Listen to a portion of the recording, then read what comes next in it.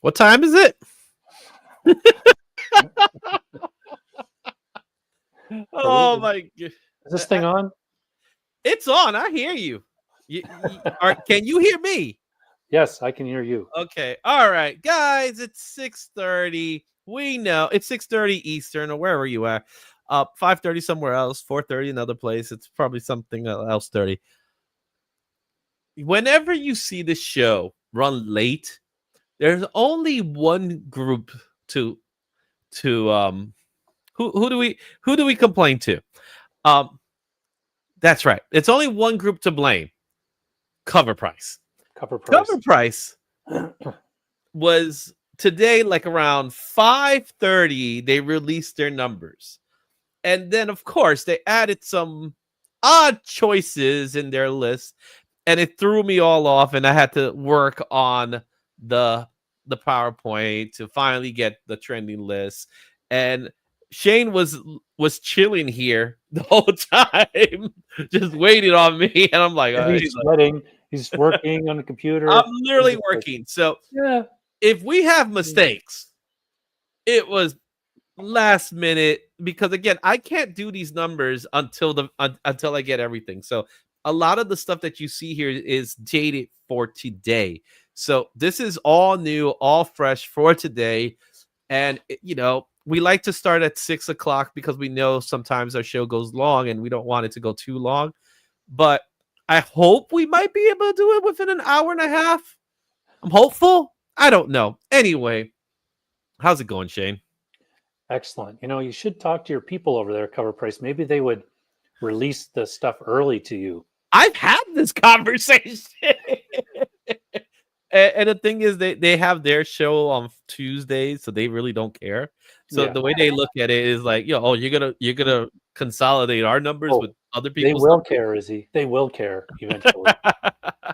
But those guys are good. The guys in Cover Price, they're great guys, and I talk to them every so often. So, and I'm working on some new groups too. So, be on the lookout for that. That's a lot of stuff that's going to be happening. Let's go say what's up to the guys in the chat. Las Cruces, 9:56 a.m. Like, seriously, if he's from Las Cruces, New Mexico, like he says he is, that means he was up at 7:56 to say good morning, and then say hooray at 1:52 p.m. and then say woohoo at 4:34 p.m. But at 4:45, the adventurous Joe came up and says, I have been advised by legal counsel not to say anything towards a certain shark after I got my most hated adversary in my box from Izzy. With that being said, hi, Shane. Hey, everyone. So I send Adventurous Joe a thank you box of a whole bunch of stuff. And to be completely honest with you, I actually didn't remember what I put in there. Turns out he got something with Jeff the Land Shark in it, amongst other things. And of course, hello from Nuevo Mexico. I love the fact that he embraces the Nuevo Mexico part of things. You know what I mean? Besides, knowing a certain somebody, they'll probably change the name of the to something else, like New America or something. It's going to be changed to New America. Who knows? We're not a political show here. I'm just saying. We got Nerdy Geek in the house saying what's up as well. I love Nerdy Geek. He says what's up to Las Cruces first. Then he decides to say what's up to us. I love it. Hello, all from 1063 Comics. You guys are at 1063. How you doing over there? And what we get here? NG, it's time for another cleanup. What's NG for in this case? Because I usually Nerdy NG. Geek. What was that? Oh, Nerdy Geek. Duh. Yeah. I'm still stuck in grade modes. You know what I'm saying? No grade. So we got that, and I've got cleanup before the Super Bowl. That's this weekend, man. Who are you going for? Oh, it's a tough call. I love an underdog, but I also dynasties are good too. So never before in history to have a three-peat would be cool, but for the Eagles to overthrow. Personally, I don't care. Yeah, I just want a good game. I'm more excited to see what kind of crazy commercials we're gonna get. That's always fun to see for me. Yeah. Now the trailers, what they do is they do 30-second trailer pieces, and then they tell you to go to YouTube to watch the trailer because they don't want to spend the money on Right. the commercials. But I'm pretty sure we'll have plenty of Dorito commercials. Yes. Plenty of Dorito commercials. All right. DVH is in the house. Who? What's up, DVH? Let's see what else we got here. Korriban's Hideout pre-show edits are fire. Well, thank you. I really do appreciate that. I want to make sure you guys get a nice little pre-show of things, to be expecting and stuff like that. And we got Kenneth Bird in the house. Hey, Kenneth Bird. And look at this. Some guy's telling me I'm awesome. It is that. I pay you well. We got Jeremy Fields. What's up, Jeremy? How you doing? And let's see here. If mistakes were made, it's on Izzy, not anyone else.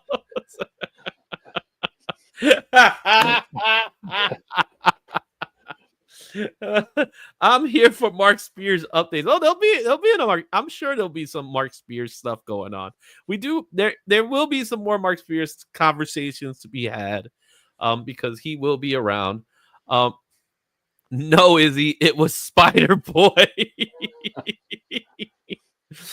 And Papa Wheelie with a yeet of $2. So with that said, we gotta throw a little thank you video. So let's go ahead and give Papa Wheelie a nice little thank you.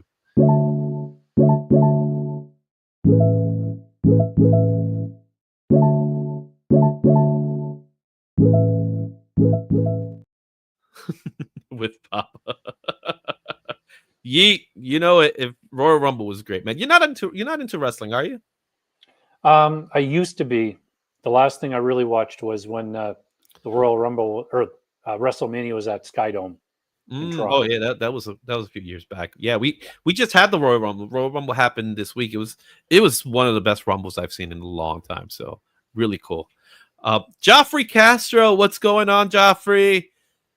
That's the chat right now. So it's gonna be a good week of comics. Let's go ahead and we're gonna start talking about what's trending.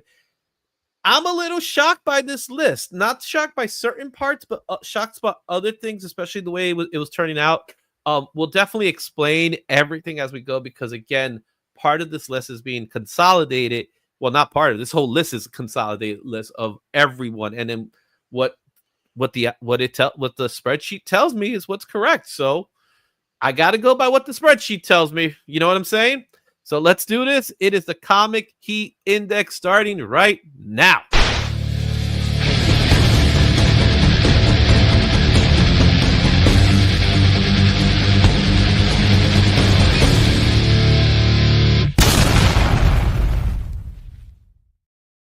So this week has been a fun week. We're in February 2025. It's the first week of the month.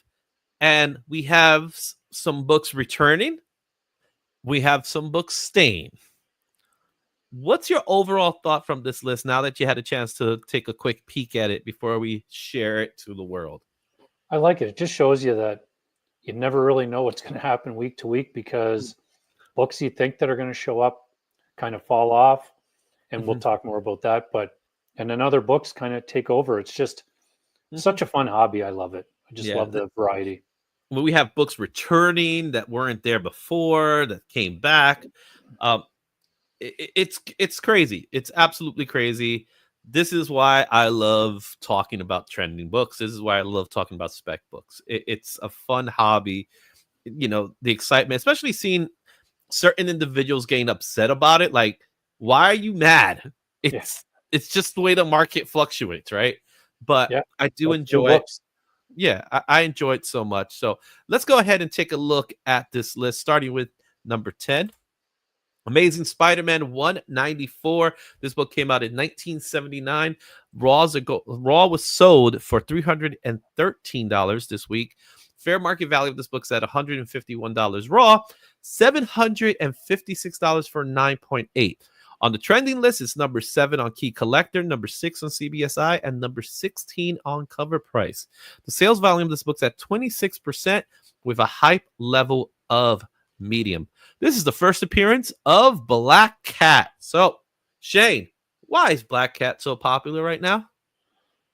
Well, I Love Black Cat. I have this book, and right now the attention is on because of the Spider-Man 4 movie, supposedly having Felicia Hardy or the Black Cat in it.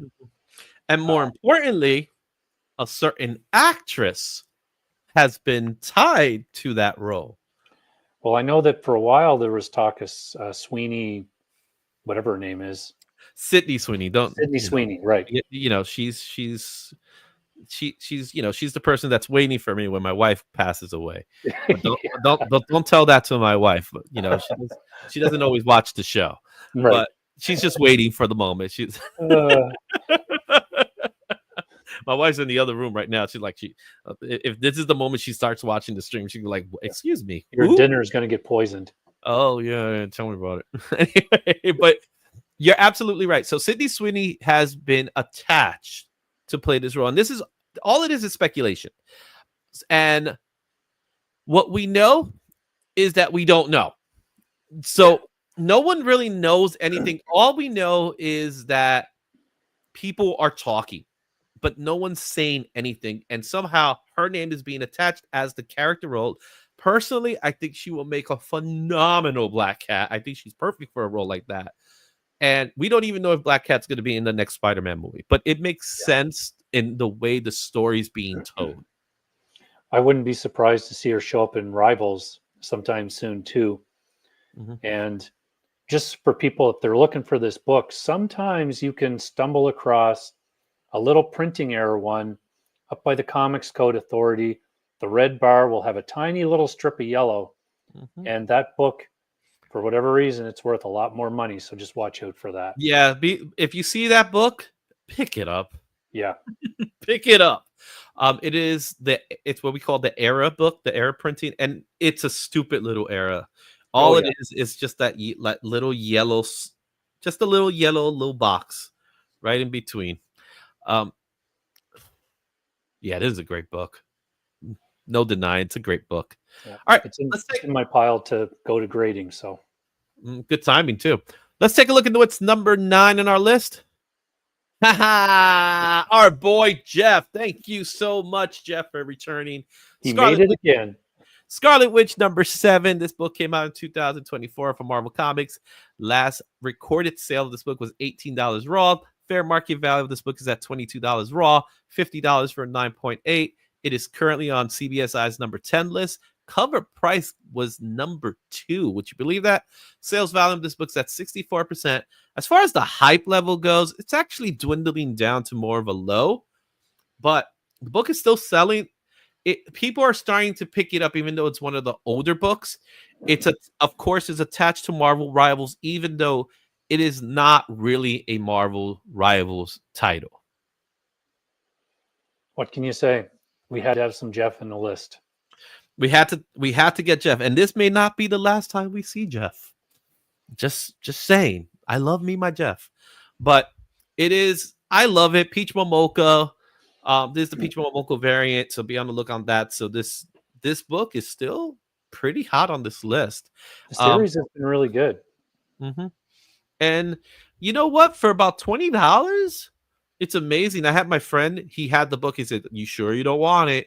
It had Jeff, and I was like, "I'll pass." And that was before Marvel Rivals. And look at me now. I'm like beating myself up for it. So it is a Jeff book. Anyway, let's take a moment and see who's out there. We got Comic Cat Collectible. What's up, Rich? Yo, hello.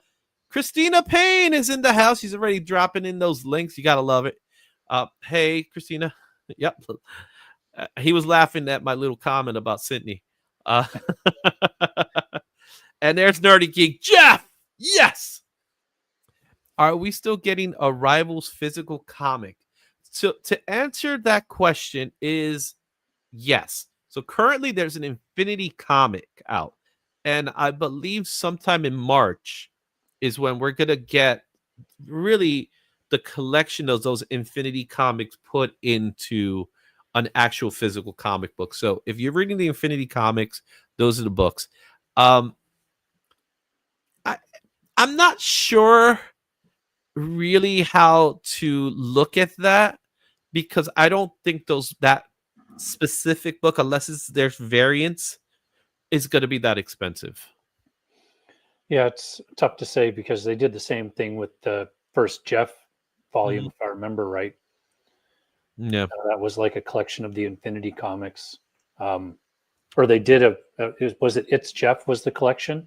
Yeah, It's Jeff's collection. And I think the difference between that and this is that no one was really clamoring for Jeff, where this one, people are clamoring for it.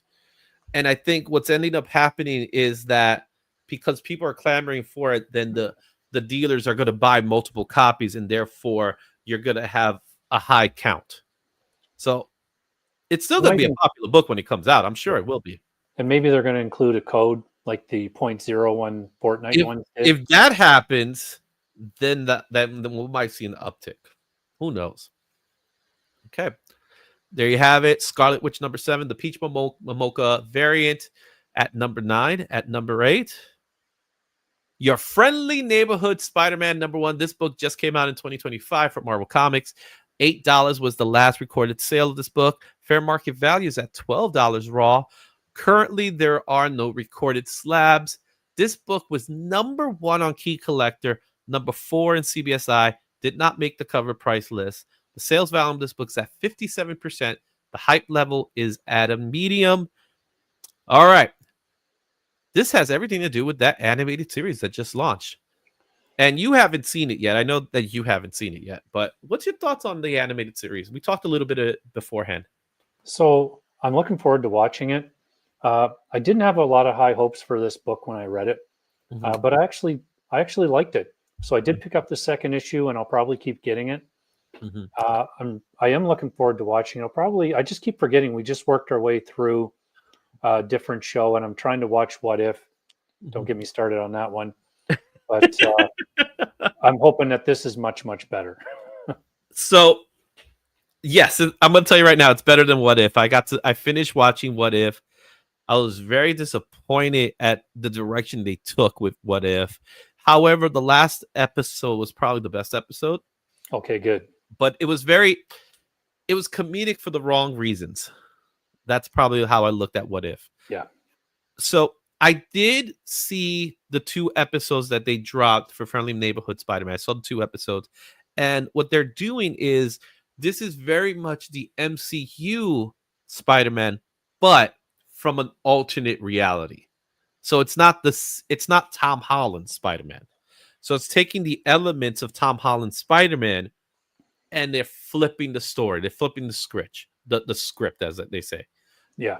That's what this is, where the role of Tony Stark is not the same here as it is in the movie. And that's what makes it different, which actually gives it a breath of fresh air in that way, because it's like, we're going to do our version of what we consider Spider-Man. And yeah, I think people are not going to like certain things, but the Easter eggs, as well as how Peter Parker is being portrayed. I think the guy who's doing Peter Parker is fantastic right now. It's a great voiceover. He has that same likability that your typical Peter Parker should have. So I've enjoyed the 2 episodes I've seen so far. There's some great cameos. You got Doctor Strange in one, and you got some other ones that are coming up. Go check it out. Give it a shot. Some of you might end up enjoying it. You know? Appreciate everyone here. Remember to spread the love and hit that thumbs up. Thank you so much for spreading the good word. Dang, I got that spider, but the show is getting underwhelming reviews. It's better than you think. 1 of 3. 1 of 3. I think they're telling us how many they have already. All right, let's take a look at our next book in this list, and that is Dark Spaces Dungeon number 1. This book came out in 2023 for IDW. A raw last sold for $35.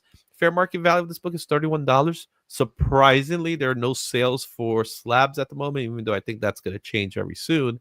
On the trending list is number 2 for Key Collector, number 9 for CBSI, number 4 for cover price. The sales volume of this book is at 23%, and the hype level is low. So this is a book from Scott Snyder and artist Hayden Sherman. And Hayden Sherman is the artist behind Absolute Wonder Woman. And Scott Snyder, we know who Scott Snyder is.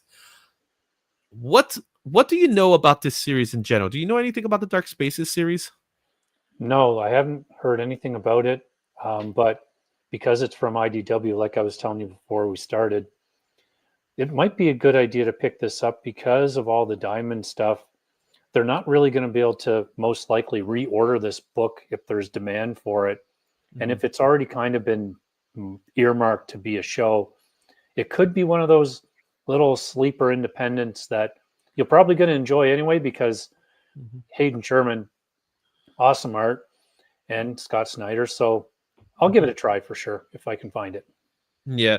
And it's all part of a series. So Dark Spaces is a series. Wildfire was another one that was pretty popular. And Hayden Sherman did the art on that one too. These are all getting picked up. And like most books that get picked up, you see it go up and then it kind of like just stays leveled sometimes or it starts dropping until we get word. So that's where this is at.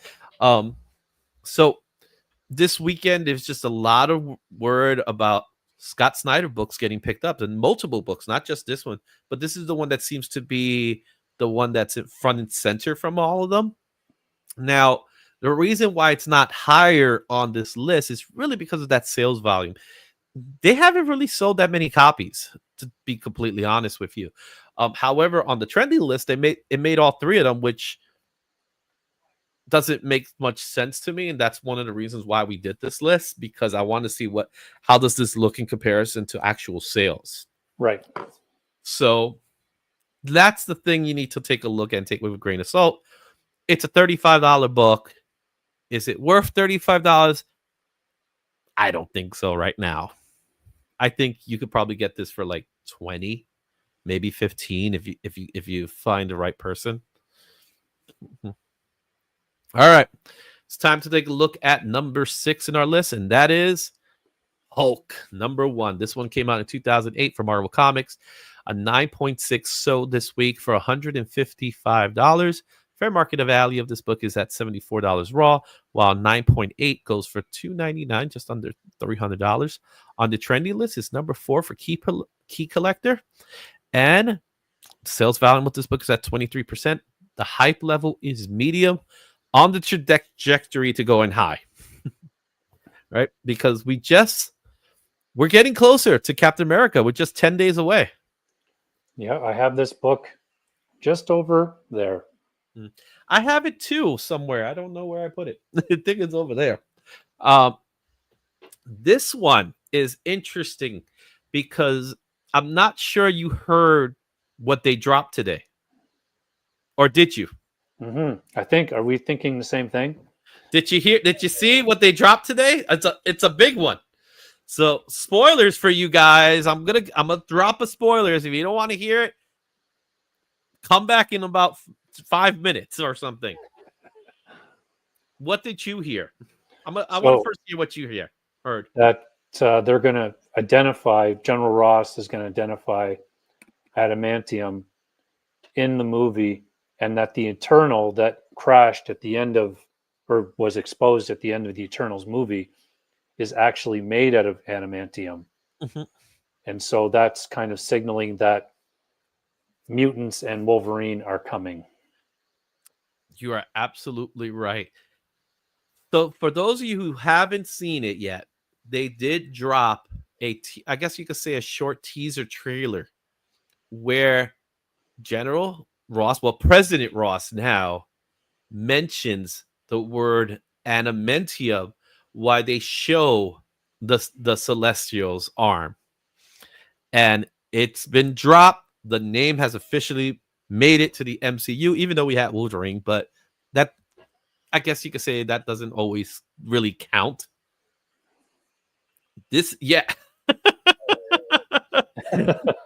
I told you to put your earmuffs on, but so it's official. Adamantium has made it to the MCU. This book has nothing to do with adamantium. It has everything to do with the Red Hulk, who's in the movie, and people are starting to buy this book now because of hype. That's why if this book is in the list next week, it's gonna be a hype level high because that movie is right around the corner. Yeah, and by next week, my copy should be on its way to CGC. I don't think I sent. Did I send my copy to CGC? I don't remember. I know issue 2 I did, and I got it back. But I think mine's is signed by Jeff already. So not sure. Probably waiting for Ed McGuinness so I could get him to sign it. There you have it. Hulk number 1, number 6, and number 5. This one's near and dear to my heart. Uncanny X-Men 244. This book came out in 1989 from Marvel Comics. Last sold was $32 raw. Fair market value of this book is $31. 9.8s are going for a surprisingly low $173. It is number 3 on Key Collector. Look at that sales volume, 102% with a hype level of medium. This is the first appearance of my girl, Jubilation Lee. I have at least one copy of this. I might have the Canadian price variant too. Ooh, that sounds cool. I have 2 copies. I have a graded copy, and I have 3 copies. I take that back. I got a graded copy. I have a double signed copy, and then I have a copy that I won from the Legion loot a few months ago. Oh, nice. So I was like, oh, 3 copies of just perfect. I got 3 copies of Jubilee. I can't, and I'm not giving them any away because that's how important that book is to me. For those of you who don't know, I have a daughter and I named her Jubilee. So the only thing I wish is that it was a better cover. And I like Mark Silvestri and everything, but yeah, you know, it's not one of the better ones for sure. I'm a huge fan of this this arc, and all his covers are usually really good, but this one, honestly, I think that's the reason why this book doesn't sell the same way. Because there's 2 factors. One, she's not in the cover. Yeah, that's huge. And 2, it's not the traditional look for Jubilee as we know it today. So when she originally came out, she had a different look. We don't see that look until Jim Lee gets into the book, and then he decided to make changes, and then the traditional look of Jubilee is then recognized. And she doesn't make a cover for a while. Yeah. I'm not sure which is her first cover. I'd have to look it up. Her first cover is just a head.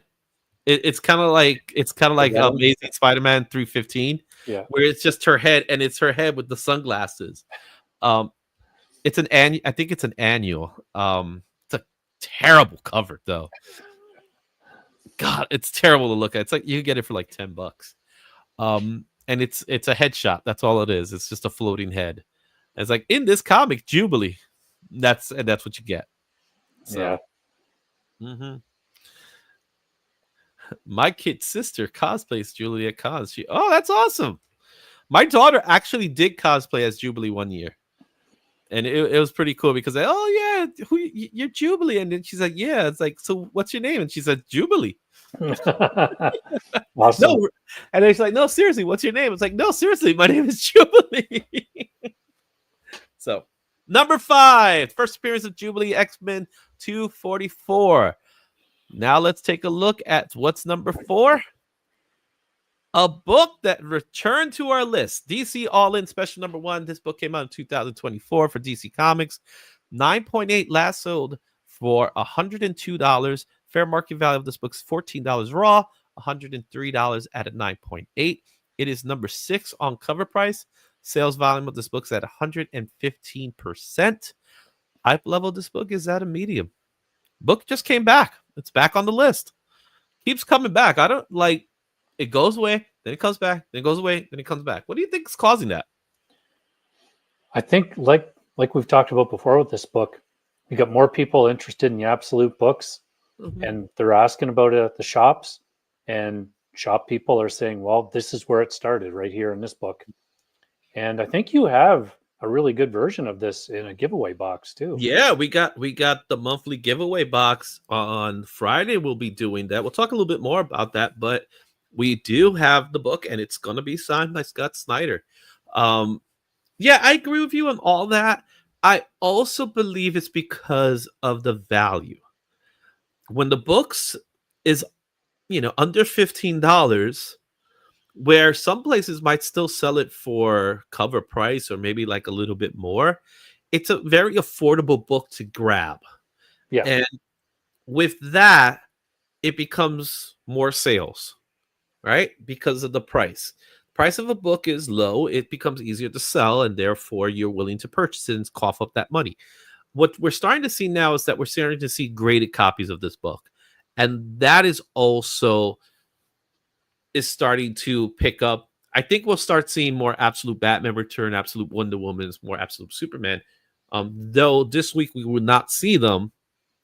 I think those books we're going to start seeing them once we start seeing graded copies of this book. Yeah, for sure. So, I agree. So wait, we got Corbin's Hideout. Ooh, I need that box. Well, I'll explain what you got to do in order to get to the mystery box. Well, it's not a mystery box. Well, and I'm going to show you what it is.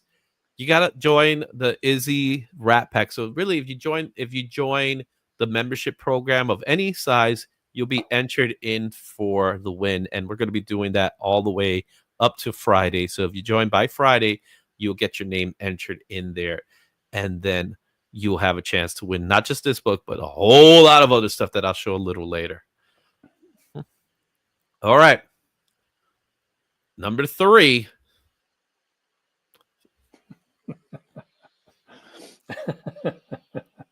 He appears twice. Fantastic 428. This is the Marvel Rivals Peach Momoko variant. This book came out in 2025. $12 raw was the last recorded sale. Fair market value of this book is $16 raw. A 9.8s are going for $83. It is number 2 on CBSI. The sales volume of this book is at 193%. The hype level is high. Dare I say, I have to say this now. The price of this book has dropped, but it's sold more copies than last week. And we know there's more Rivals covers coming out this week. And my shop messaged me. We were talking about it before. And I was like, oh, fine. Just give me the covers because I can't take the chance. I can't miss out, people. I cannot miss out again. Yeah, it's Jeff is on fire, man. Don't sleep on Jeff. Don't sleep on Jeff. Oh, hell, Jeff. Oh, look who's on our stream right now. L. Ron Hubbard. Look at that. I love it. Speaking of Fantastic Four trailer, it airs tomorrow. They decided to zero the trailer before the Super Bowl. Smart move, not to spend the money. Well, February 4th, F4. Yep, that makes sense now. Now that you mention it that way. Okay, let's talk more about this book here. What's your thoughts now that we have Scarlet Witch and now we have Fantastic Four? I do believe more Peach Momoko Jeff covers are coming. Well, Marvel is a company that likes money, so they see this stuff and they will print more Jeff because people want to buy Jeff comics. Or at least this guy. This guy right here. Maybe not. You didn't represent all 193% of the increased sales, though. I don't think. At least I represent at least 3%.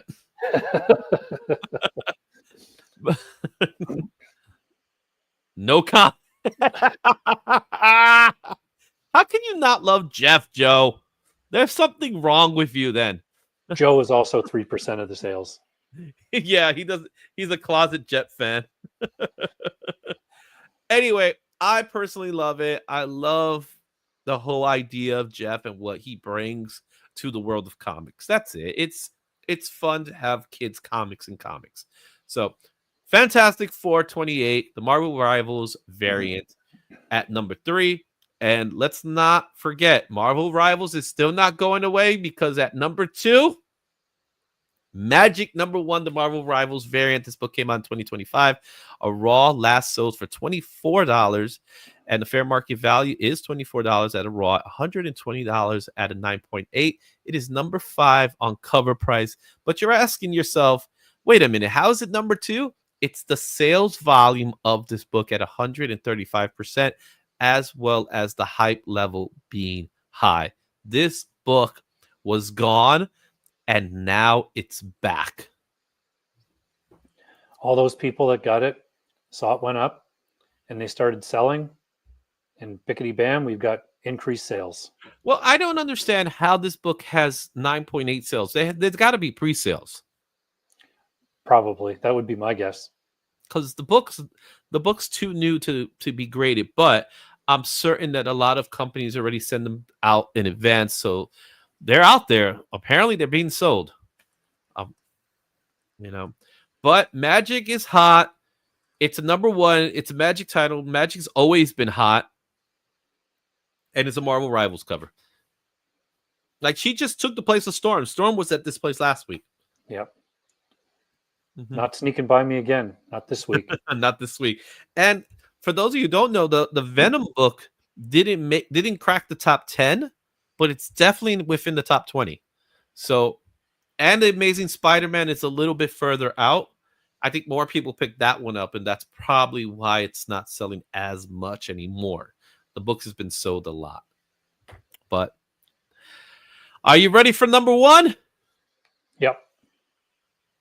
For the second week in a row, Spawn 356, the Mark Spears variant, is at number one. This book came out in 2024. A raw is going for $25. That was the last recorded sale. The fair market value is $31 raw, $56 at 9.8. That number is going to change. I promise you that. I said that last week, and it still hasn't happened, but it's going to happen. Trending list, it's number 5 on Key Collector. I don't know what they're thinking, because CBSI and Cover Price put it at number 1, and the sales volume of this book is at 132%. Hype level is high. This book just didn't go anywhere. It stood right where it's at. It says, try to take the tops. Try to take this away from me. Yeah, I went to the comic shop last week. I was like, right, that Spawn book. It's on our list with Izzy. I got to look at that. Pulled it out. They had it. It was 25 Canadian. So that would really only be probably 16 US. So a great deal. Oh, so you actually you picked it up. I remember you sent me the picture of it. You picked it up, $16, 25 Canadian, you said? Yeah. That's pretty good, especially what it's going for now. How nice of a copy was it? Oh, it's probably a 9.8, I'd say. Send that sucker in. I'll be sending it. And they have a 355 waiting for me on Wednesday, which nice. is it's the Spears Violator cover. It's really cool. So Mark Spears, though he didn't have a lot this week, he had the top spot. And he still made the 20s. Yeah. If you go to the top 20, he's still there. But there you have it. Spawn 356, the Mark Spears variant. Number 1 for the second week in a row. Wow. With that said, guys, tell me what you think about this ranking system. Which books do you have? Share your thoughts in the comments. And next week, let's see if Spawn takes the number 1 spot again. I don't know. It's usually hard to be number 1 3 weeks in a row, but is it possible? I've got my fingers crossed because now I own it, so it's fine. Right. Okay. Let's take that out. Remove that. Let's see here. I'm stupid for not getting these variants. Each of these books got to cover Ayla. It happens to everyone. Don't beat yourself over it.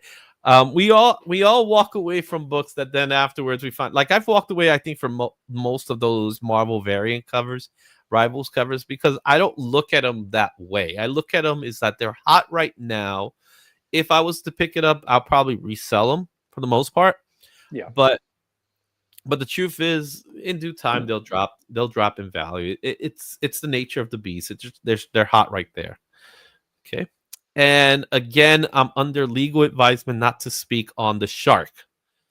But you just did. You said no comment on Jeff. So you mentioned Jeff, and then you mentioned the shark. I just bought that book the other day from. Oh, congratulations, L. Ron Hubbard. I'm going to have fun saying his name. Okay. So for those of you who want to know, we got a little show coming up this Friday. And let me just show it to you. And this Friday, we are going to have the first ever monthly comic book breakdown. This is going to be our deep dive into the hottest books, trending specs, market movers, back issue highlights, and more. That's happening this Friday. We haven't fully decided on the time frame. We're looking around the same time as this show. So be on the lookout for the show around 6 to 7 o'clock. We haven't decided exactly when it's going to happen. But during the show, we are going to be doing the monthly giveaway box. And it's, you see, I got the book still locked in this little spot here. Let me go ahead. And it's going to be this stack of books. I might throw in one more thing. I haven't fully decided just yet what it is, but I think it's time for me to showcase what they are. And look at that. Just like that, CJ shows up. It's typical chasing on the flavor of the month. I was reminding you about what I said. It doesn't mean that I'm speaking.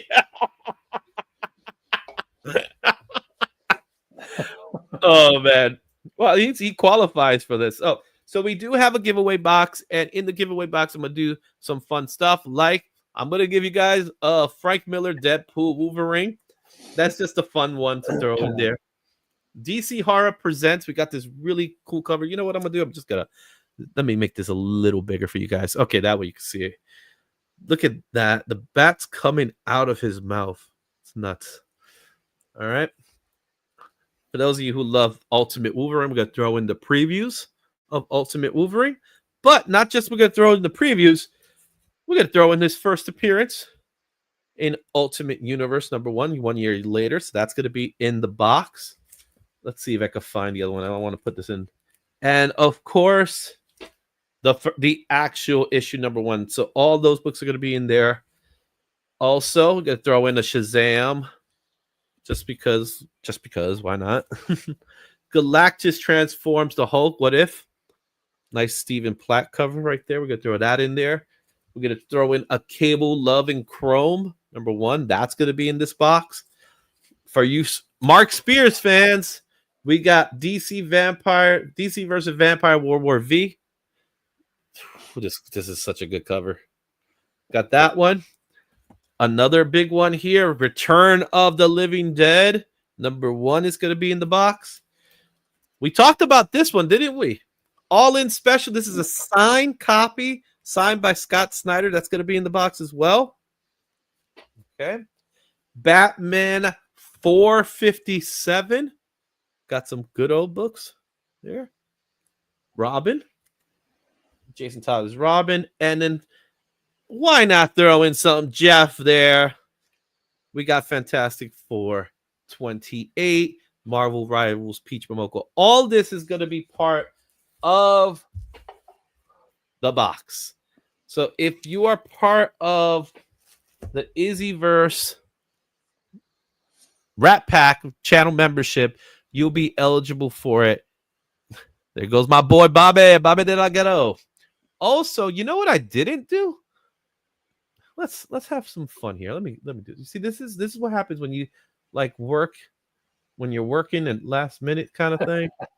We gotta do. Let's go to the channel here and let's go to the live show. Bobby Dale go Chiefs. I'm not picking sides. I'm not going to pick sides. Oh, there goes Vlogsy. What's up, Vlogsy? Okay, let's make a little goal here. Let's make it 5. We're gonna do 5 super chats. Okay, we already got one in, so we got 1 super chat in, and we'll go ahead and let's see.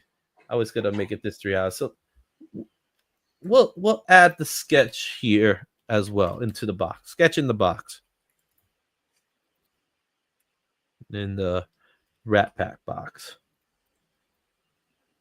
So here's the way it's going to work. If you definitely put in, the goal is active now. If you go ahead and you leave a super chat of any size, you will qualify also for the box on Friday. Yeah. Wow. Look at that's a fat stack. You got some good incentive. I blame Comic Journey for Rivals. I love it. All right. So this is all going to be part of the monthly giveaway box. It's a heavy box, man. And if we get 5 super chats today, we already got 1, so I'm going to count the one we got earlier. If we get 5 super chats, I'm going to add a sketch into that box, but I'm also going to add you into the giveaway.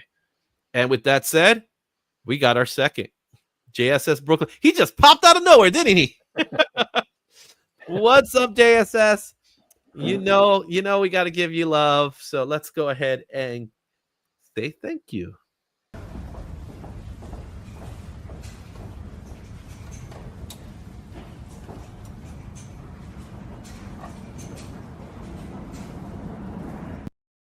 All right. That was great. That video makes me itchy. It makes you itchy. I've seen stuff like that happen. So it's more real than you think.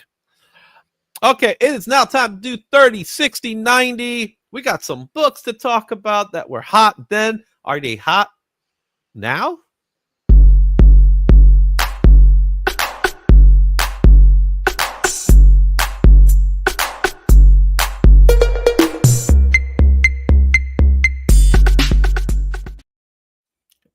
$30, $60, $90. Look back. We got some 3 books here. All these books I think are still hot.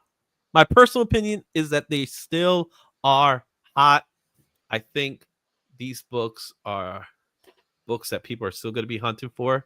We're going to look at it. Before we even do that, we got another super chat. So that's 3 super chats. All right. Corbin Hideout, you know what you get there. You're going to get a nice little thank you. And okay.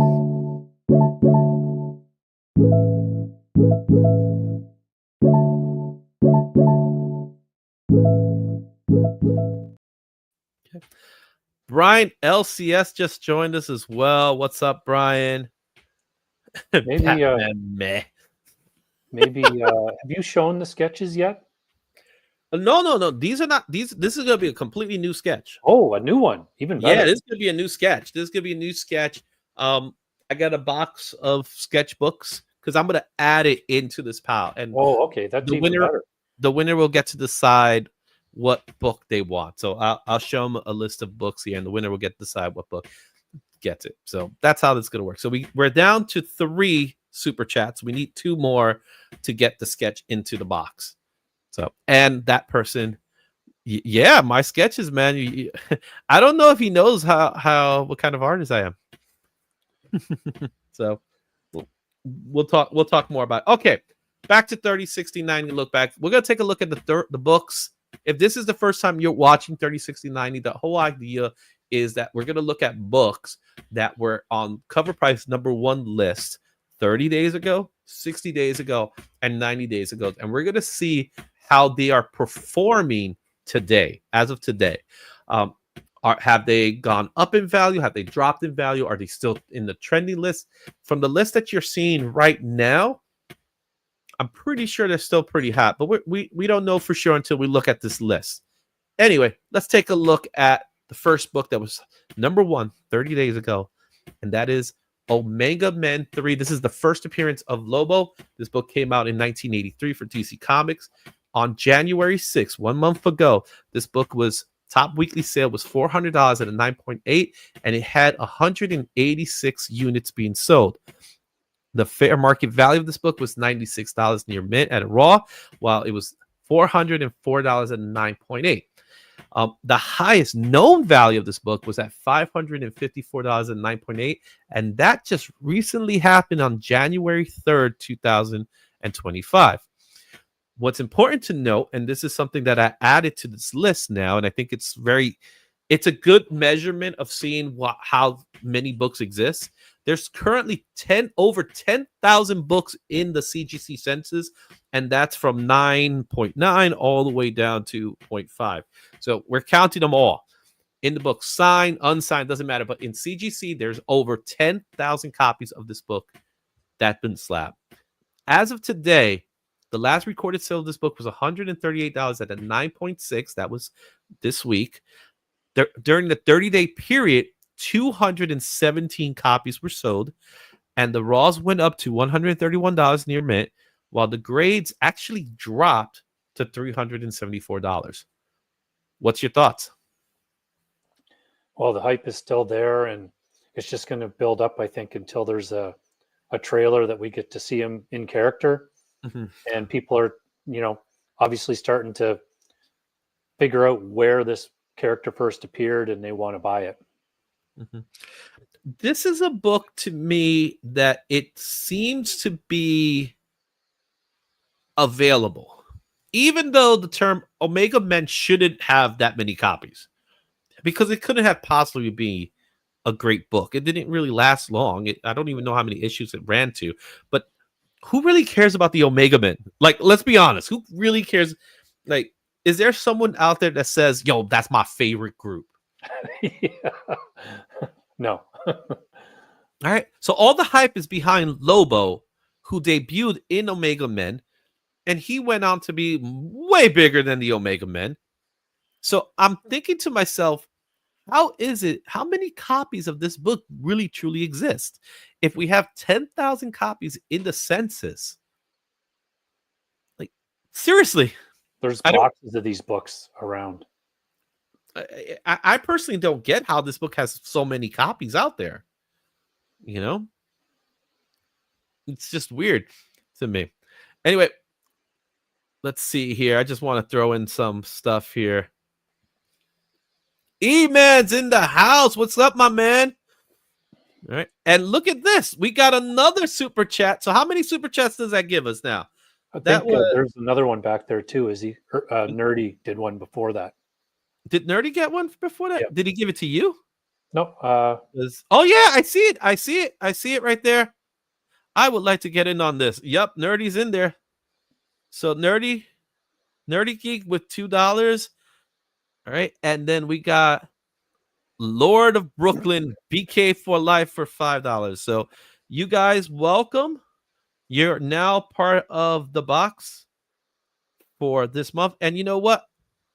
Let's give them a shout out, man. Let's give them a shout out. Let's see where we. Let's see here. What the heck? I'll do this one.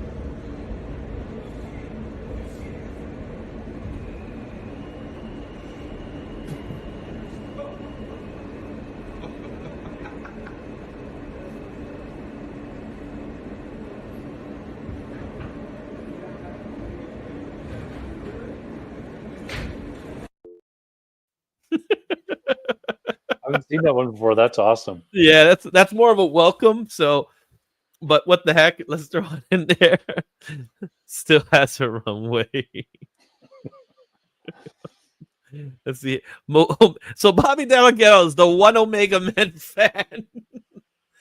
Yeah, there's probably 250 copies of this run because it was from the 80s. It is quite possible. It was sold as direct, so all the copies were kept by collectors. That's he might not be wrong in saying that, CJ. Oh, okay, but again, as we said, there's so many copies of this book that exist. To be honest, don't overpay for this book. Like, someone's coughed up $550 this week for this book when this book is at a fair market value of $400. It's getting traction. Okay.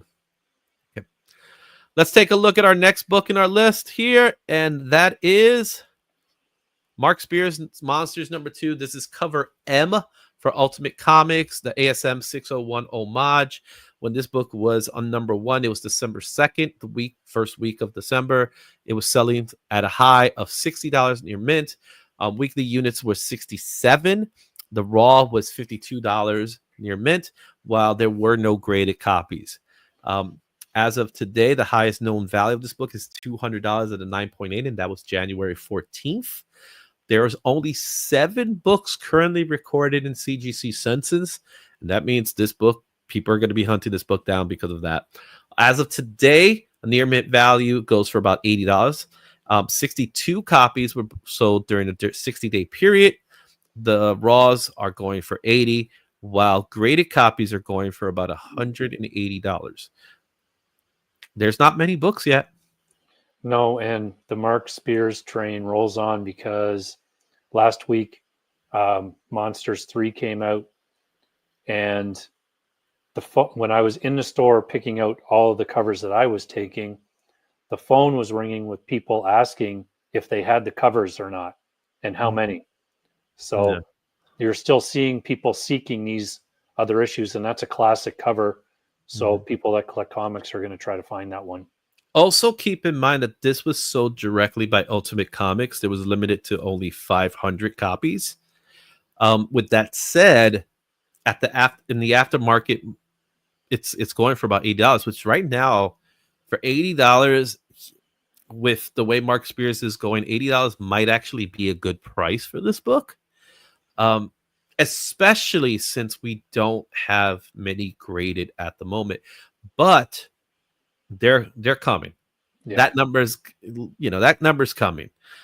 So if the census says 7 right now, I'm curious to see what it's going to look at when we get back to this book at the 90-day mark. At the 90-day mark, I'm almost certain this number is going to probably be quadruple or something like that, because they're coming in. The books are coming in, so it is quite possible that the price of the book might drop a little bit. But if you get the book at $80 and it's near mint, you could send it to CGC, spend your money, and $200 is probably where the price of that book is really going for right now anyway. Yeah. Let's see here. We got some more comics coming in.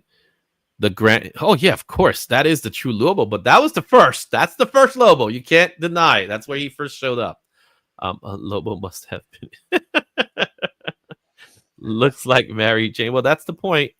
That cover makes no sense. Vampires don't drink hot chocolate. What makes you think that's hot chocolate? I'm just saying, may not be. I picked this up for 70 raw about a month ago. Okay, cool. Good job. All right. I'm 100% right. Omega was a turn. There's tons of high grade books. Yeah. There really are. And there it goes. What's up, John? Comics with Kids. How's it going? Many Mark Spears will be hitting the market slabs around June. So the market, I think even sooner than that. There's a lot of Mark Spears books already. It's just that people haven't latched to them yet. So they still exist. Let's see here. Why is what I'm saying? Because everything you say is funny. Why not? Everything Comic Journey said makes me laugh, even when he's serious. And go hit up Comic Journey if you guys haven't done the Kickstarter. Comic Journey, I don't know if I want to give you a moderator role, but if you want, because I'm afraid what he might do with it. But I'll give you that opportunity now. So if you could drop in the link for the Kickstarter, if you guys haven't supported CJ with the Kickstarter. Oh God, this is dangerous. There you go.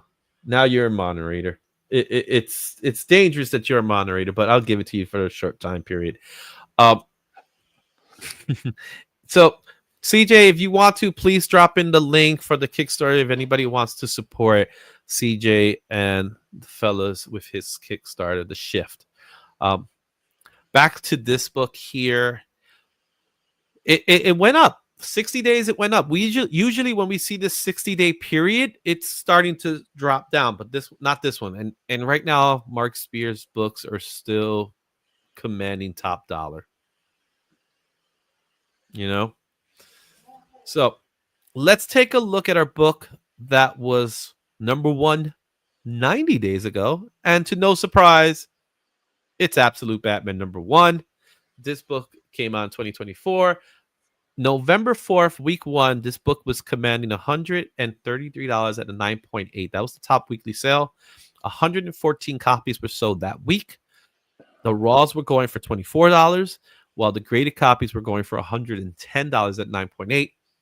The highest known value of this book was in December 21, 2024 at $500, but that was at a 9.9. Oh, man. As of today, this book is $30. That's the last recorded sale of this book at $30. 1,042 copies were sold since that time period, in that 90-day period.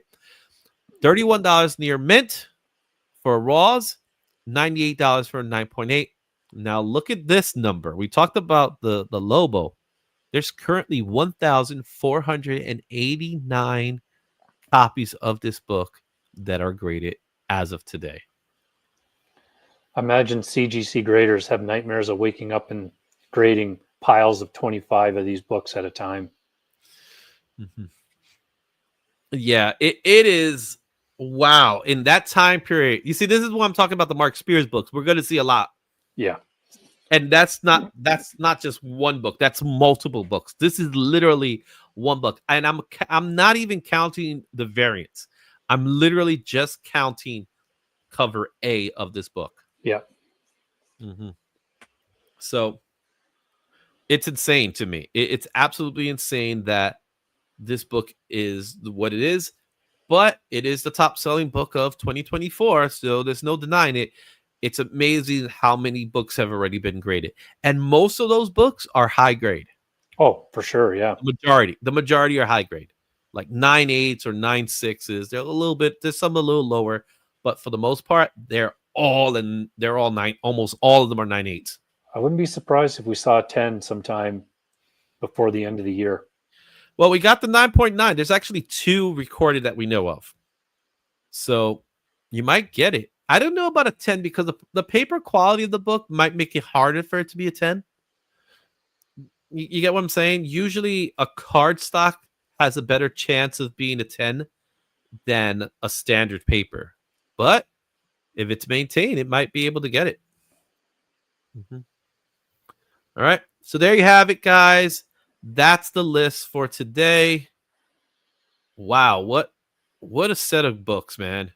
What a set of books. 30, 60, 90 look back. Do you have these books? I'm happy to say I have 2 of them. I don't have the one. Yeah, I don't have the one in the middle, but I have the 2 that are bookends, and I'm okay with that. I do happen to have the ASM 601, so that's a technicality there, right? Yeah, I have that one right here too, ready to go for grading. Mm-hmm. Yeah. So there you have it, guys. 30, 60, 90. Let's get this out there. And with that said, look at that. He's such a humble guy. See, 100% the paper is very bad. Yeah, it's hard to maintain that paper. It really is. It really is. And we got our last one. So we are going to add a sketch comic into this. Woohoo! Let's see here. What we got here. Are we going to add a sketch comic? Yeah. Yeah. Yeah. Yeah. LA Knight said it best. Yeah, we're going to add a sketch comic into the box, and we're including Nerdy Geek. We're also going to include Lord of Brooklyn into this box. And I know JSS is already in the box for Friday. So for you guys, if you still want to be part of it, all you have to do is you could join the membership program, or you could just leave a super chat and you'll be part of it. I want to thank everyone who is a big part of this. It's a big box, man. Look at this thing. And now I'm going to add a sketch comic in there. Might do some more stuff too. Who knows? Who knows what could happen by Friday if I change my mind? I might add more stuff. There'll be new books by Friday.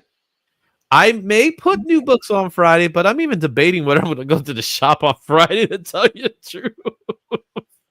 I don't know if I want to go to the shop. So we'll see.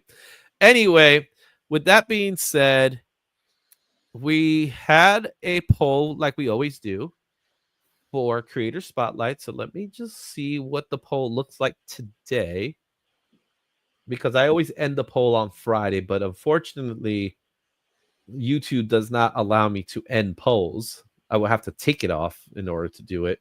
That's just dumb. And the poll was indie breakouts. So the idea behind Creator Spotlight this week was taking people that made their name for themselves in the indie market.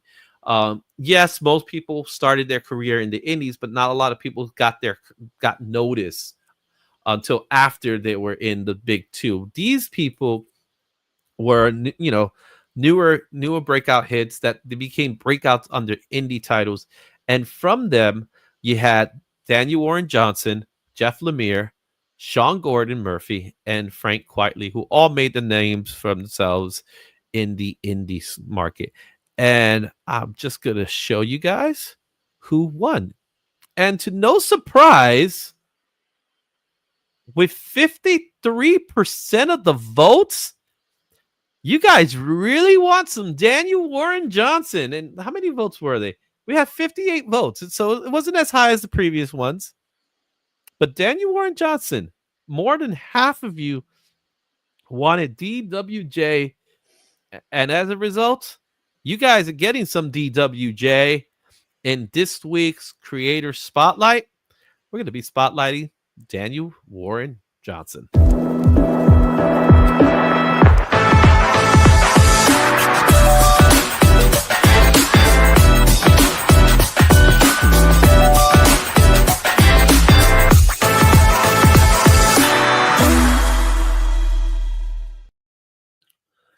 So today's we're doing Creator Spotlight, Daniel Warren Johnson. Shane, what's your immediate thoughts on Daniel Warren Johnson? So as usual, when we're doing a spotlight, I look it up in CLZ and kind of see how many of this person's books I have. And I don't have quite as many as usual. I have only 46 books that have his name attached to them. But I do have some of the older ones and some of the ones we're going to talk about. I obviously, like a lot of people, I love Transformers. I always talk about the art style in there as being perfect for Transformers. It's just got enough grit and it's like oily or something. It's really good. I really enjoy it. So I'm looking forward to hearing more about him. You said a word that really stands out, and that's the word grit. When you think of Daniel Warren Johnson, you do think of grit. You think of gritty work, right? His art style is very gritty. It's not really polished. It's good, but it's not polished, right? Yeah. So it has that aesthetic that you don't really see a lot today. And honestly, that's a good thing. I think what I like about Daniel Warren Johnson is that his art style is immediately recognizable. Like when you see it, you know it's Daniel Warren Johnson. There's no denying. Even when he's doing robots. Yeah. Because when people draw robots, they have a tendency of drawing them the same way. Not him. He still stays true to that grittiness. And I think a lot of people, when they look at Transformers, it's very different than what you're accustomed to seeing with Transformers. Usually when you see Transformers, you see a manga anime influence look, because that's kind of where they started from, right? But when Daniel Warren Johnson took Transformers, it felt new, it felt different, it felt fresh, and it still felt like Transformers. And that's what made it awesome. Yeah, for sure. Right from the first page when I read it, I was like, yeah, this is going to be good. Okay.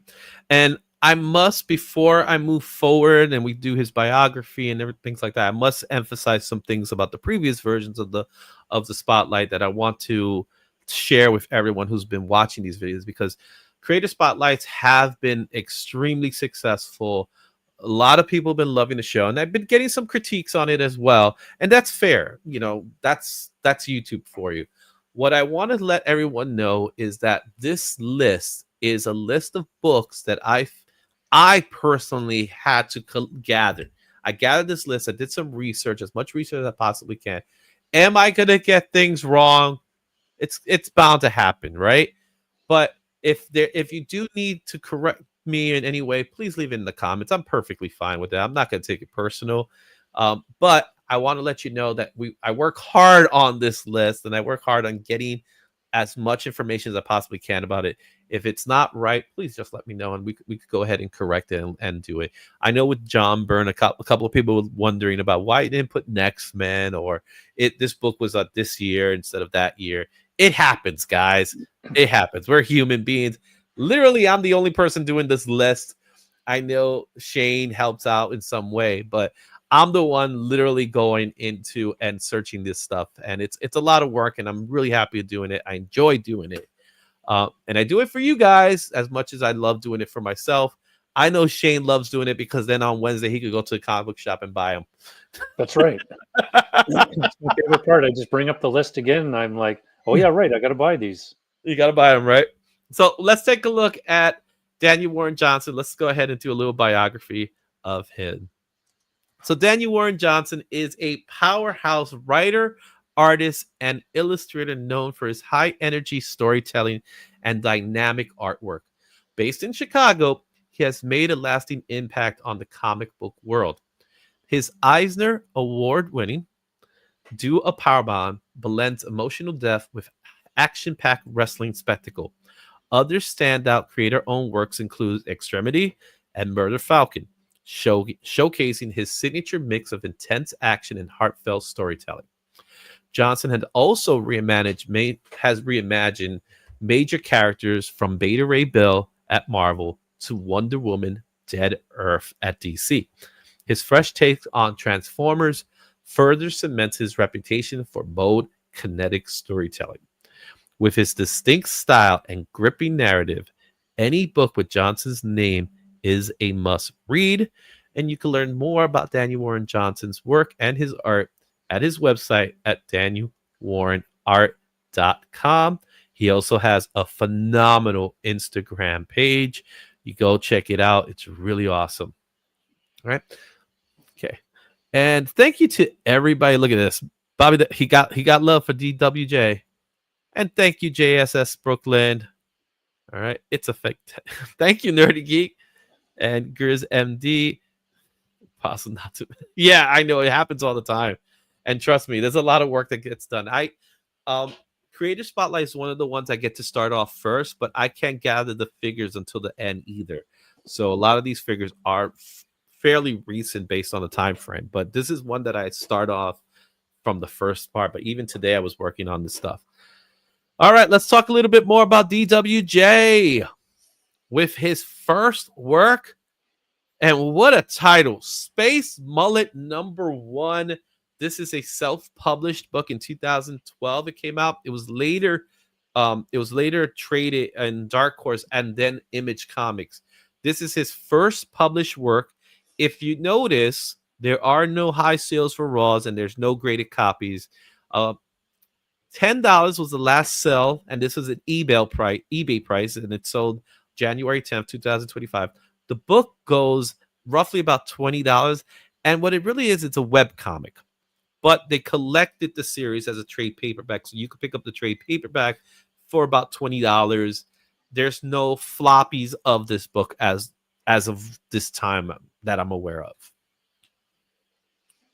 This kind of starts the trend that's going to continue with the self-publishing, which is really cool because for me anyway, this is kind of the first time I've seen that in one of these segments. And Space Mullet, I mean, it's awesome. Yeah. And we're gonna find a lot of books like that in this list because he was doing a lot of web comics before he got into mainstream comics. And a lot of them are collected editions now, so you're not going to see floppies in their traditional sense. However, we are going to see some ash cans, and those are pretty cool. Yeah. And expensive. So let's take a look at our next book here. And this is Shaolin Cowboy #3. This came out in 2013 for Dark Horse Comics. The high sale of this book's at $15 raw, and that was in June of 2022. The last sale of this book was $3, and that was in November. The book is currently at $4 at a fine, and there are no graded books that we recognize at the moment. This is his first professionally published artwork in a comic book in the comic book industry, and it only really features a one-page pinup by Daniel Warren Johnson. So this is the first comic book. Yeah, I don't even know like what the pinup is, but that's pretty cool that you can, again, we talk about it every segment. $3, you can get his first artwork done. Yeah, and you know what? That was another thing that they mentioned to me about being able to see the interiors. of the book. Usually we don't show the interiors of the book because we got a lot to cover. But let me see if I could get that quickly for you guys to show you, because he's done a lot of pinups here and there, which is really cool. And let's see here, I could grab the book here. And oh, there's the pinup. I could show you the pinup right now.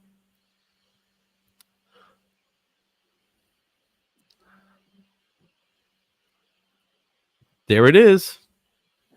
That's the pinup he's done, and it kind of reminds me of Glenn from The Walking Dead. Yeah, that's a great pinup as a first piece in a comic book.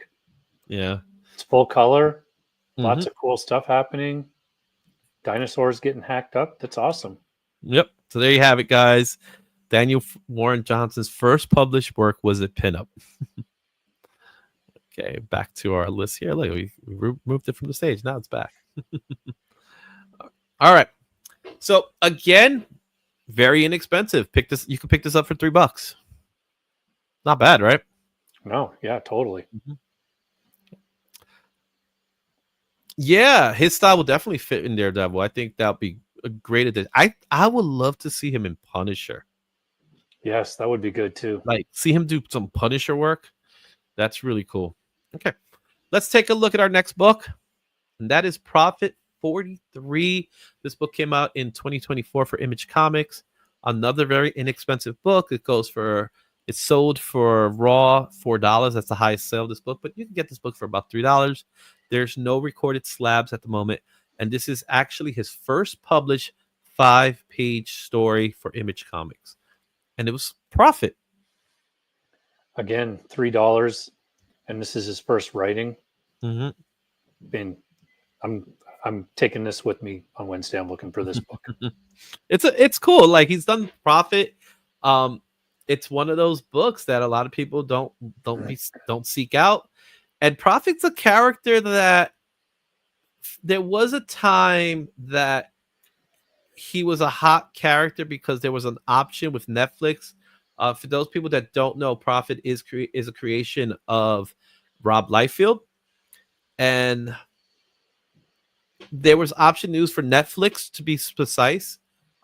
Precise. What am I saying? Precise. That's not even the term. Precise. And that's it. Nothing really came from it after that.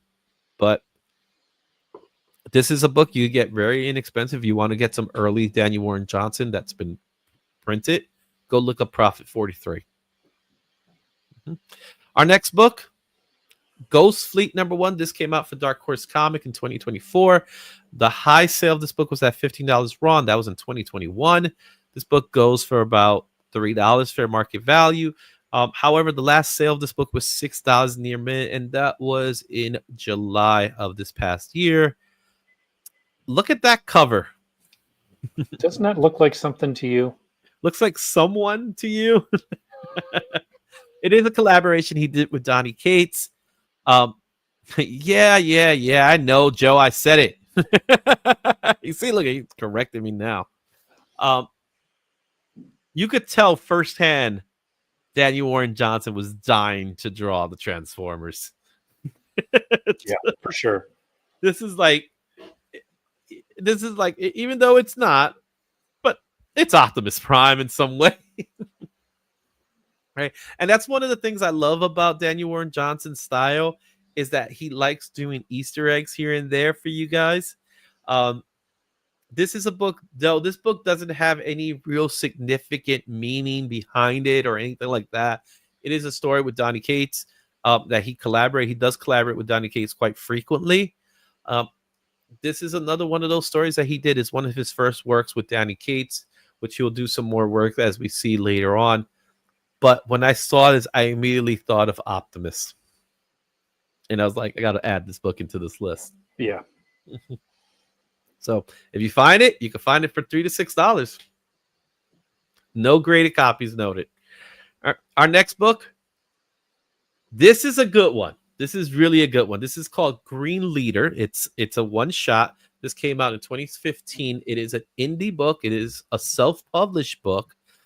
The A 9.9 sold November 2024 for only $100. That's Wow. how often do you see 9.9s going for that low? Last sale of this book was $70. Very fine. That just recently happened about a month ago, about a couple of weeks ago, actually. It goes $90 near mint for Raws. 9.8s are $135. This is an 11-page self-published fan fiction comic book done by Daniel Warren Johnson and distributed at New York Comic Con 2015. More importantly, this is a fan fiction Star Wars book. Look at that cover too. Solid white. Mm-hmm. Again, with the metallic kind of, robot theme with all the Star Destroyer. Mm-hmm. Yeah. So Daniel Warren Johnson, like I said, we're going to see a couple of ash cans here and there. He's a big Star Wars fan, and he hasn't done any Star Wars proper.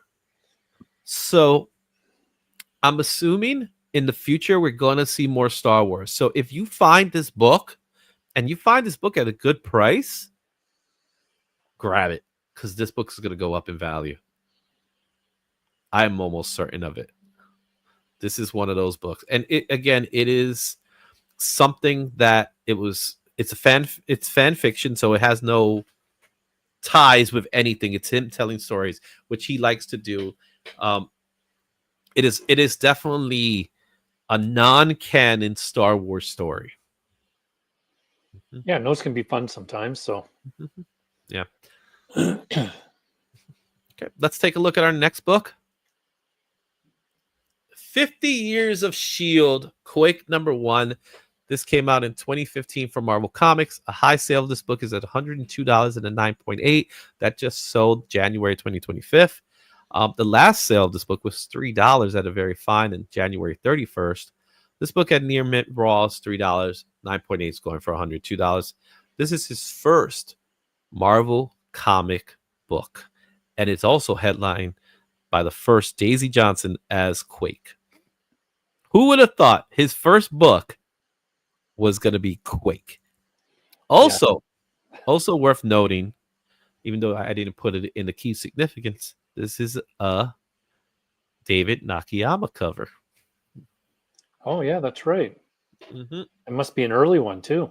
2015. Yeah, this is yet another book that if I found it, I would buy it, especially now knowing that. And this is why, like, chasing, writers and artists' first books is sometimes like this, very affordable. And it's really just the fun of the hunt. Mm-hmm. When I saw this and I saw what significant key is, it just alarms me, and it makes sense. It really does. When you're new, you get like the book that nobody else wants to do. Yeah. But Quake, pass.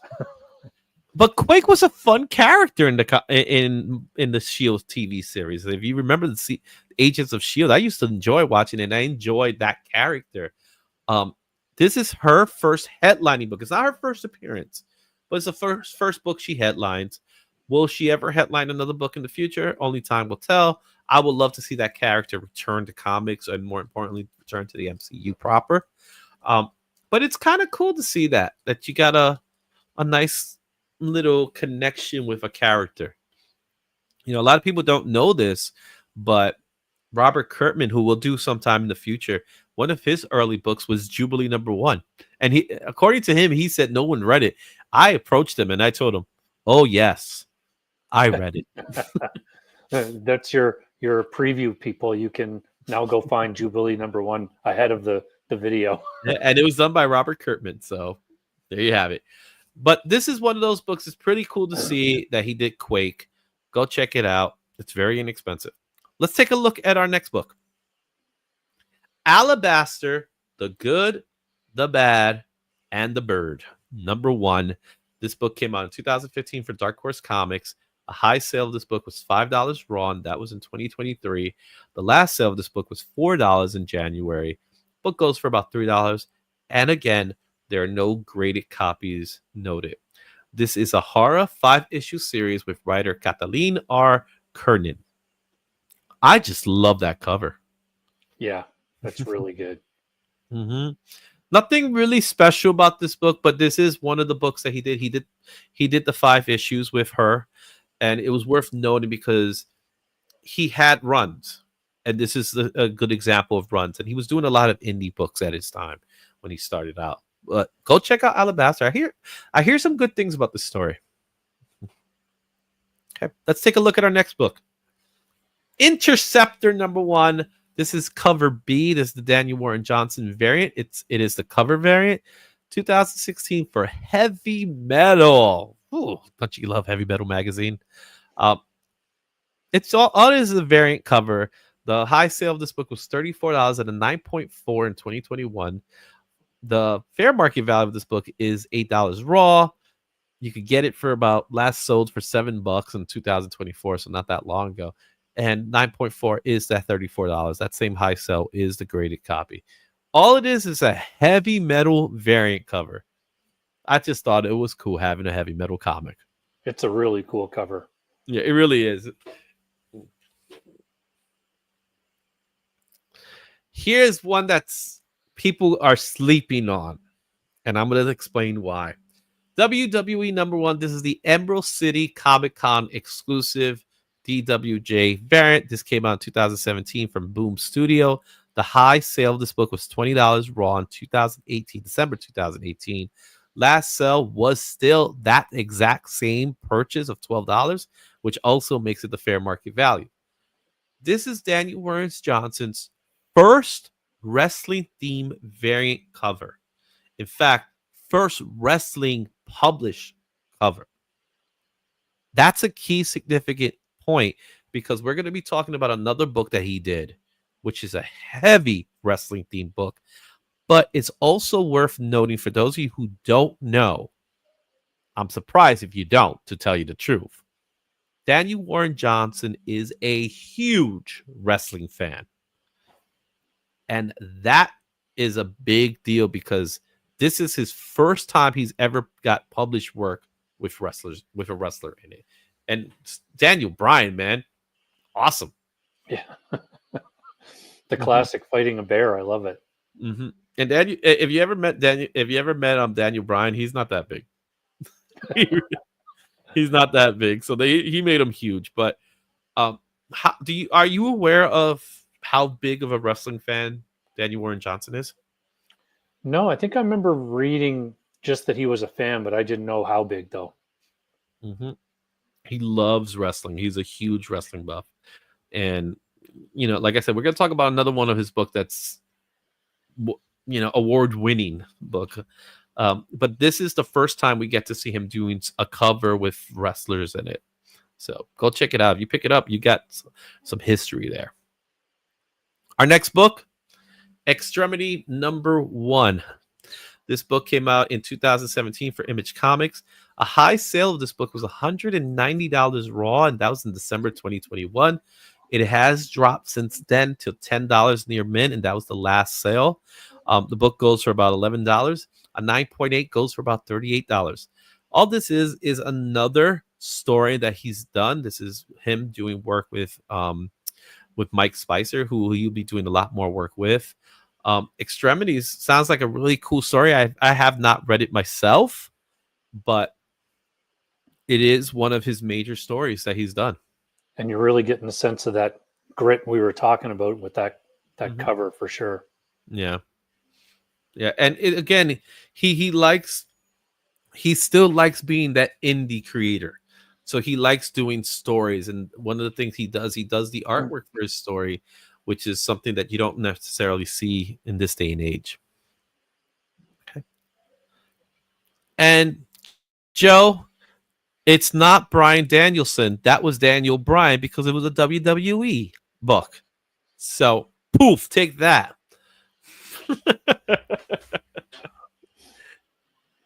Let's go with our next book. Star Wars 40. This is Star Wars 40th anniversary variant. This book came out in 2017 from Marvel Comics. A high sale of this book is $8 raw, and that was in September 2023. The last time it sold was $7 in January 2024, about a year ago. This book is going for about $4 near mint. This book does not have any recorded sales of graded books. What's important about this book is this is the first time Daniel Warren Johnson does a Star Wars variant cover. He has not done anything before that. Everything he's done before that has been fan fiction. This is the first time he does a proper Star Wars title. Yeah, and again, you get that sense of the style and the classic X-wing in the trench. I love it. I have to check. I'm not sure if I have this cover. It does look familiar. I have that whole run. So yeah, this is when they were doing the 40 comics or something like that for the 40th anniversary. And Daniel Warren Johnson during this time has been doing work for Marvel, and he's been doing covers. So there's a lot of covers that he's done. Like there's some Moon Knight cover and some other books that he's done.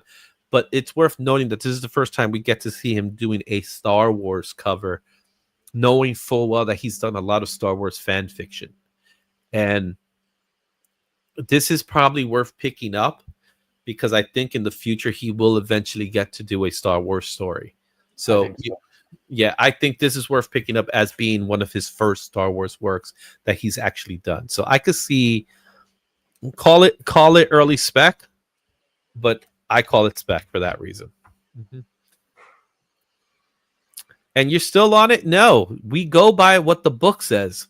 We go by what the book says, not by what he goes by today. No boom. All right, let's take a look at our next book. Another big book in his library, and this is Murder Falcon #1. And there's my first era. It's doing so good. Nikes, as they say. Give me 1 second here, because I don't want to miss out on that. Man, I was doing so good, man. I just thought it looked like a heavy metal variant cover. It does, right? Let's see here. Okay. All right. So Murder Falcon. Okay, let's go back to this one. Murder Falcon #1. This came out in 2018 for Image Comics.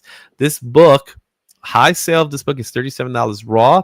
$12 was the last sale of this book in December 2024. Near mint value of this book is $3 fair market. 9.8. $17 for 9.8. And it is another story that he did. This is so Murder Falcon. It's so funny because this is what the key fact says. It's a man-fueled Earth protector. Man-fuels Earth protector. Murder Falcon through heavy metal guitar.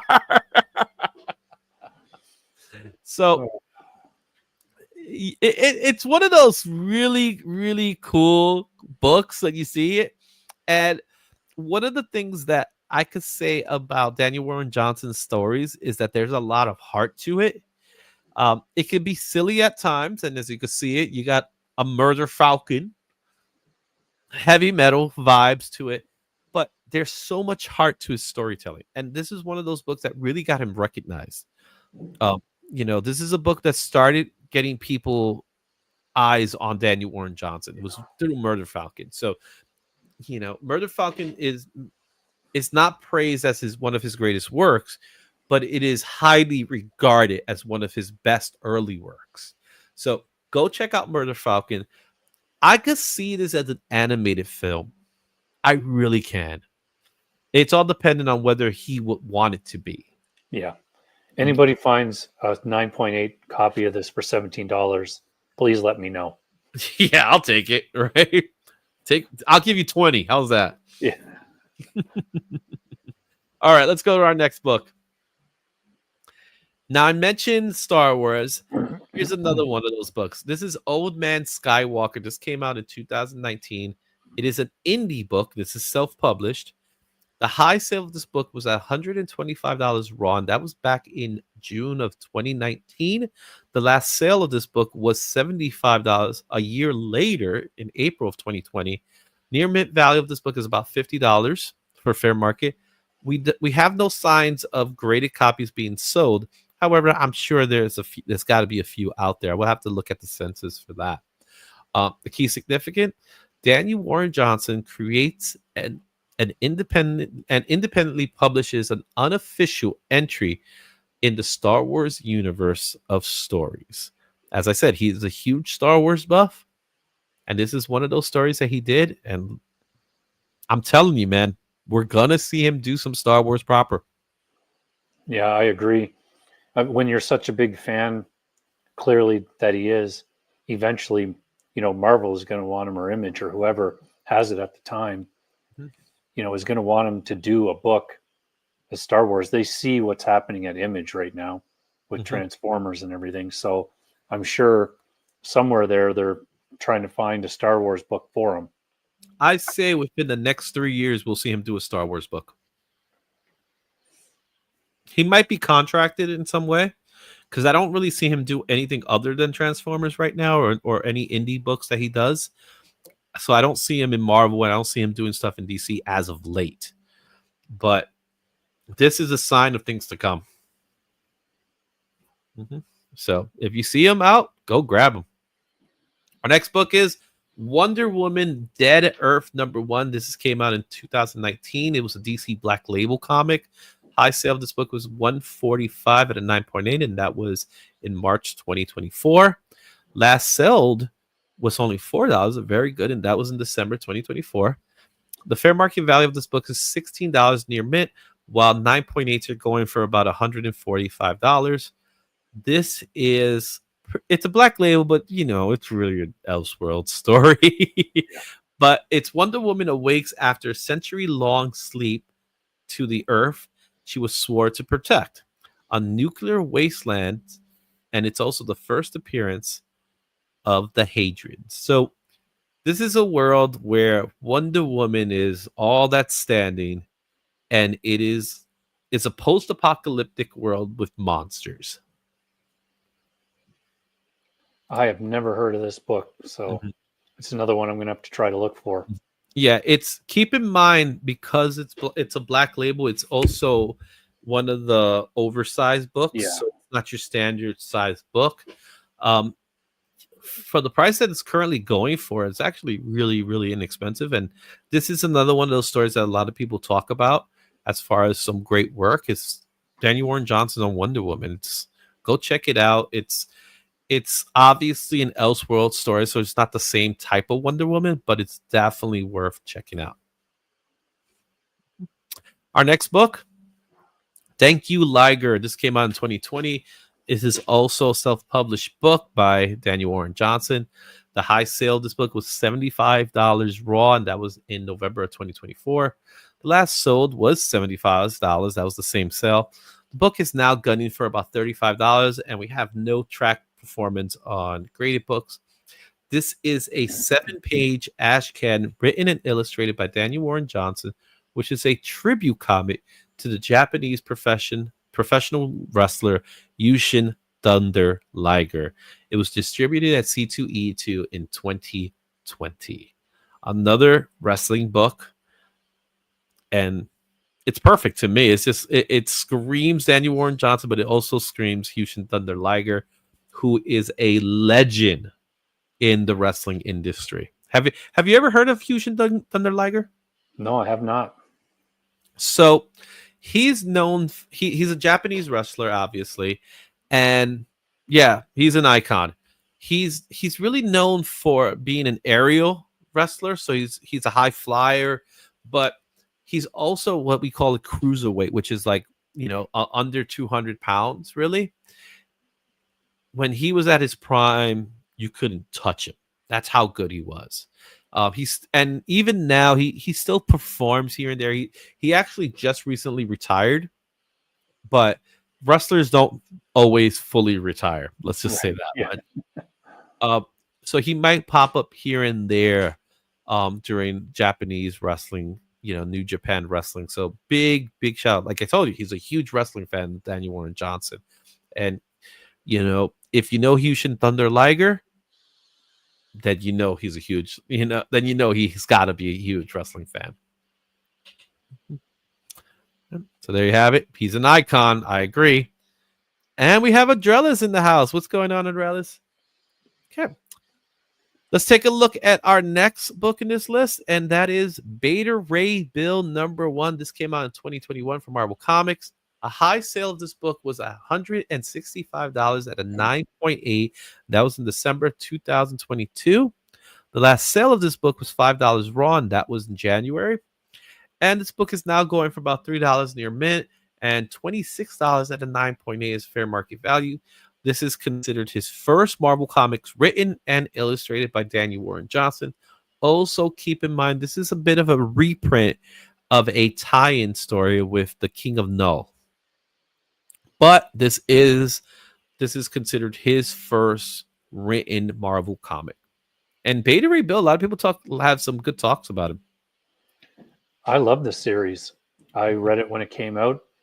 I bought all the issues, and I really enjoyed it. I thought it was a great story. The art is very typical to what you're going to get from him. But like you were saying with the story, like it's very well done. And you cared about what happened in it. So yeah, this was a good one. Also, keep in mind, there is a Hall of Comics variant, which was limited to 1,400 copies. This sold for $175 in 2021 at a 9.8. However, recently, a sale of $2 went in 2023. Actually, not that recently. That means the raw goes for about $2. However, 9.8 goes $130. My suggestion, pick up the raw copy. Yeah. But it's paying homage to Thor 337, and he does a pretty good job at it. Oh yeah, that looks great.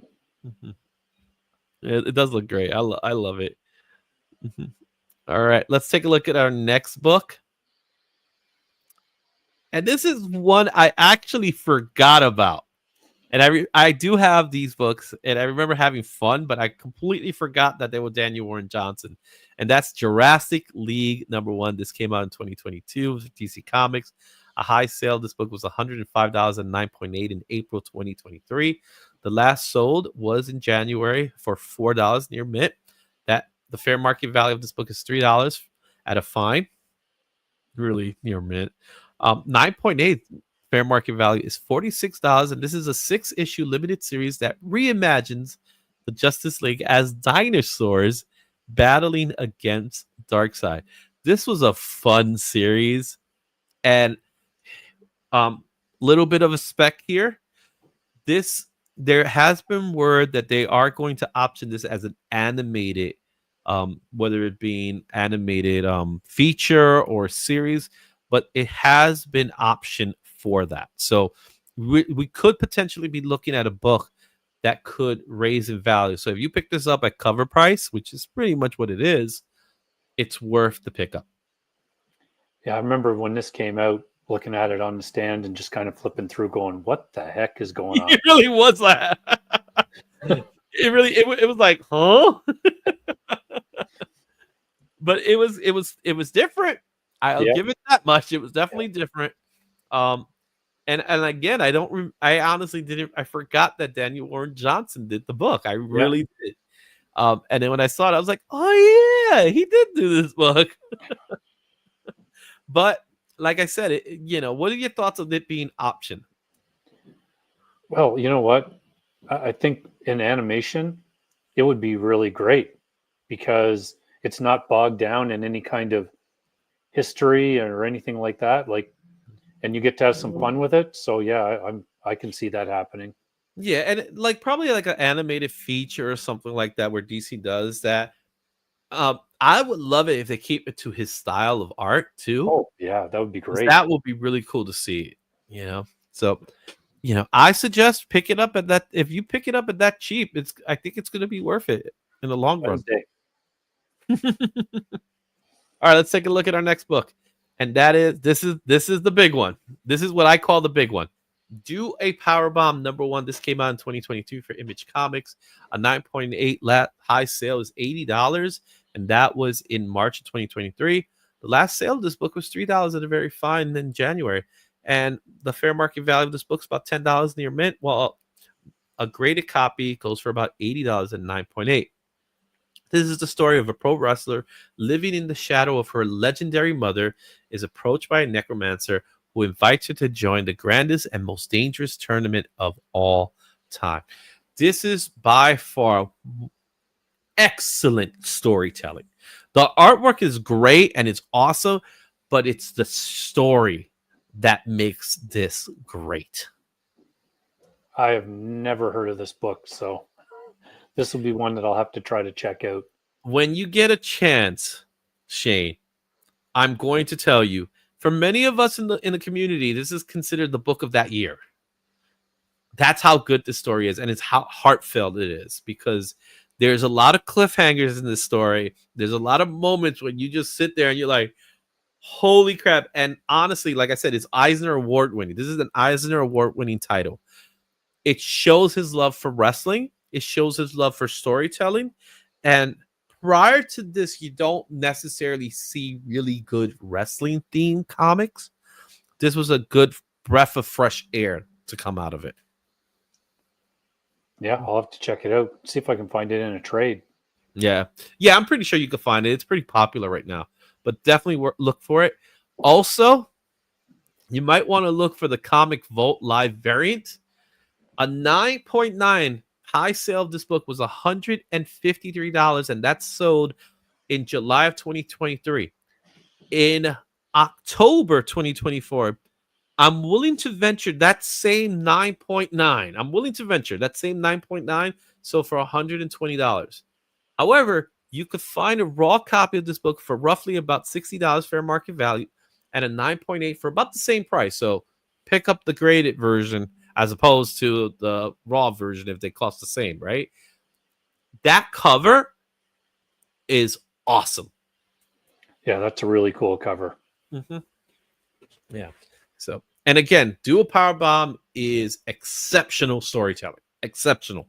So definitely get a chance when you get a chance to read it. All right.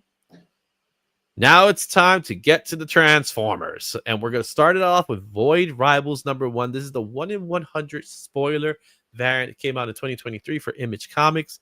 This book had a high sale of $475 at a 9.8 that sold in June of 2023. However, last sold was for $100 raw, and a near mints are going for about $191, while 9.8s are going for $255. This is the spoiler variant done by Daniel Warren Johnson, and it's the precursor to Transformers. More importantly, this was a complete surprise when it came out. No one saw this coming when this book came out.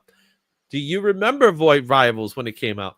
Oh, of course. This was a very well kept secret, I think, till you read the book. And then even then, it just got kept quiet for whatever reason. But yeah, great book. I love that. I love Void Rivals.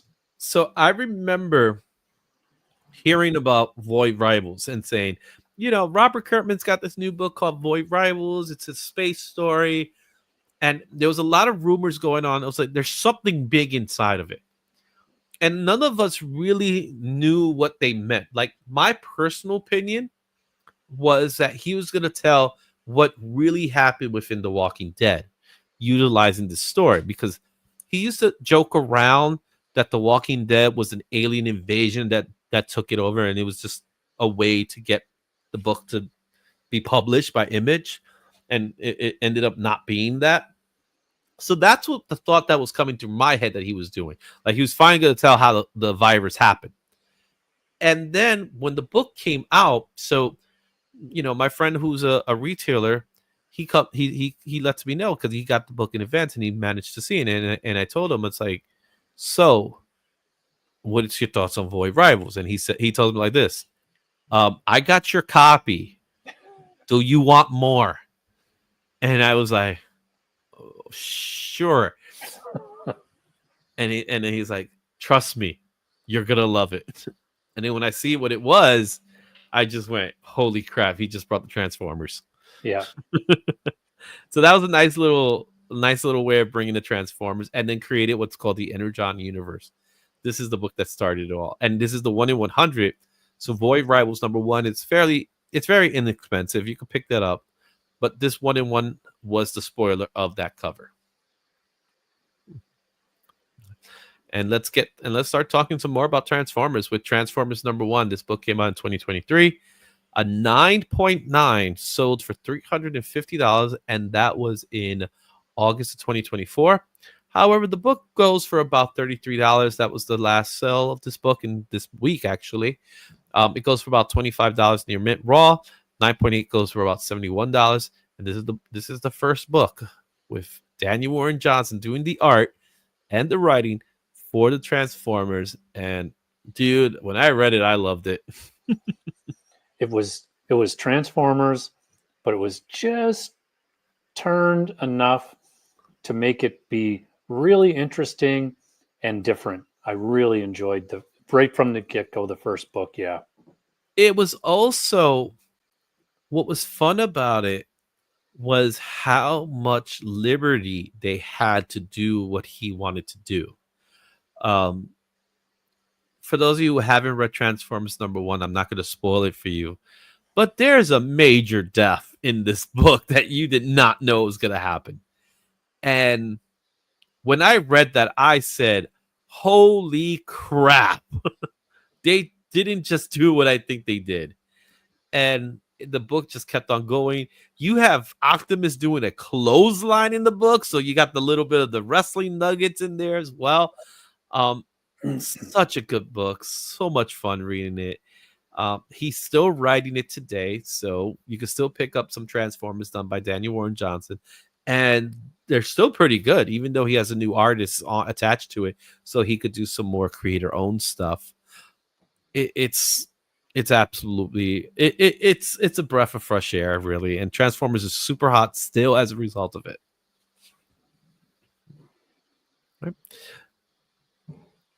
All right. So let's talk a little bit about the Ashcan preview. So the Ashcan that came out in 2023 for San Diego, this book went for a 9.9 high sale of $899. That's a lot of money for an Ashcan. That was in October of 2023. However, 9.8 sold in November for $93. That's also happens to be the same price as the Raws, and while 9.8 are going for about $116.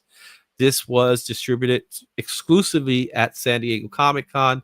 I remember last year, well, 2 years now, when this book came out and people were talking about it, everybody was hunting it down. So that's why that price went up. But someone managed to get a 9.9 of this book. Amazing. And it's a cool cover, too. It's an awesome cover. And it'd be hard to get in a 9.9 with all the black around there. Yeah, exactly. There's also a black and white edition of the book, and the 9.9 went for $1,200. That was back in August of 2023. The last time it sold was $325 and 9.8 in September 24. However, Raws go for about $125, while 9.8s go for $322. $1,200. It's crazy. That is, I can only imagine. Right? That's the kind of book that I'll have it and I'll trade it to get another book. Oh, me too. That's how I would do it. That's what I would do with it. But it's still cool. And the black and white works really good on this book. Yeah. Okay. Our last book in this list is The Moon is Following Us, #1. This recently came out in 2024 for Image Comics. A high sale. This book was $55 at a 9.8. That was December 2024. The last sale of this book was $6 at a very fine. That was February 2025. This book goes for about $3 at a raw. 9.8 goes for about $55. It is his current run that he's working on right now, and it's the way it goes with the synopsis. It's with the help of a magical beings, a couple must battle the Cascade, an evil force who kidnapped their daughter. Have you been picking up The Moon is Following Us? You know what? No, I haven't. I see it every once in a while, but I don't think it's regular in the store.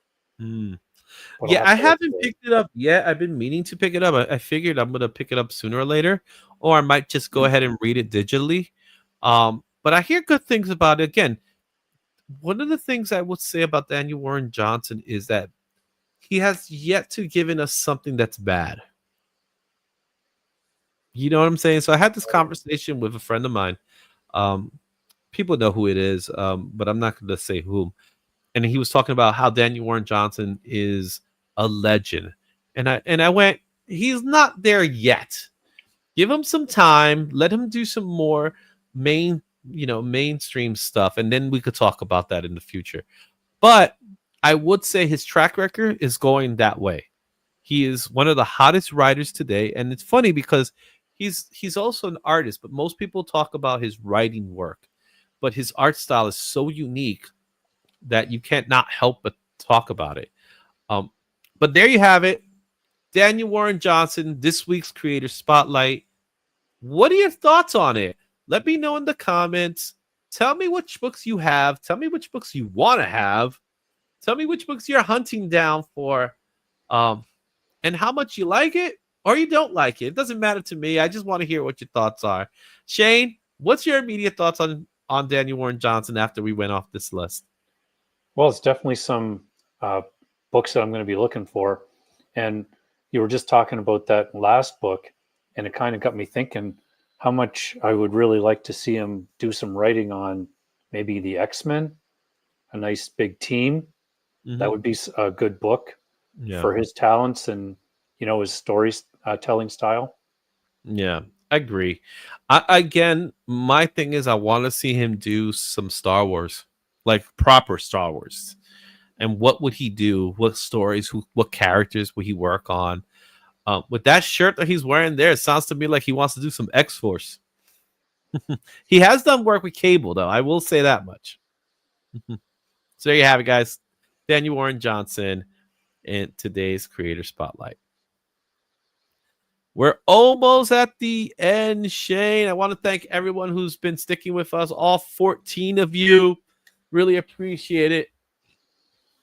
There you go. Look at that. That whole universe needs to get. Yeah, it is something. It'd make a great cartoon. I could see. Yeah, he's referring to the Jurassic. That's why I got the little dinosaur. I think.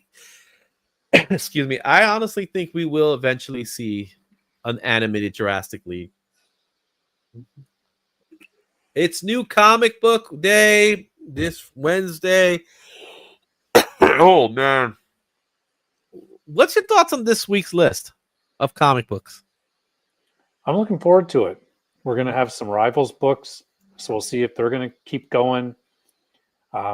Yeah, I love every new comic book day. It's always good. Yeah. Thank you so much. I really appreciate it. All right, let's go ahead and let's take a look at what's new this week with Fresh Picks. Yeah.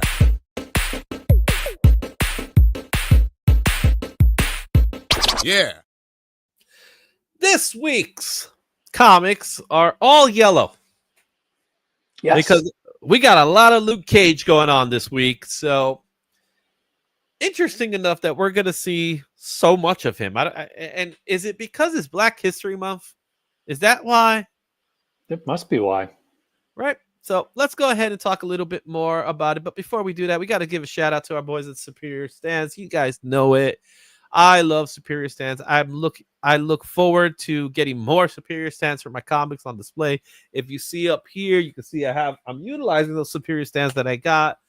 Go check them out. You got a QR code there. Help them out. Get them. Go to their IG page. Do all that fun stuff because they are awesome guys. And I'm happy to say that they help this channel out by helping promote information. And of course, that QR code is there for you to get your Superior Stands as well. Let's talk about our books from last week. And I was a little shocked in what I saw with what's previously fresh. So these are the top voted comics according to the League of Comic Geeks. So the League of Comic Geeks, they do a poll every week and they ask people what was the best comic books.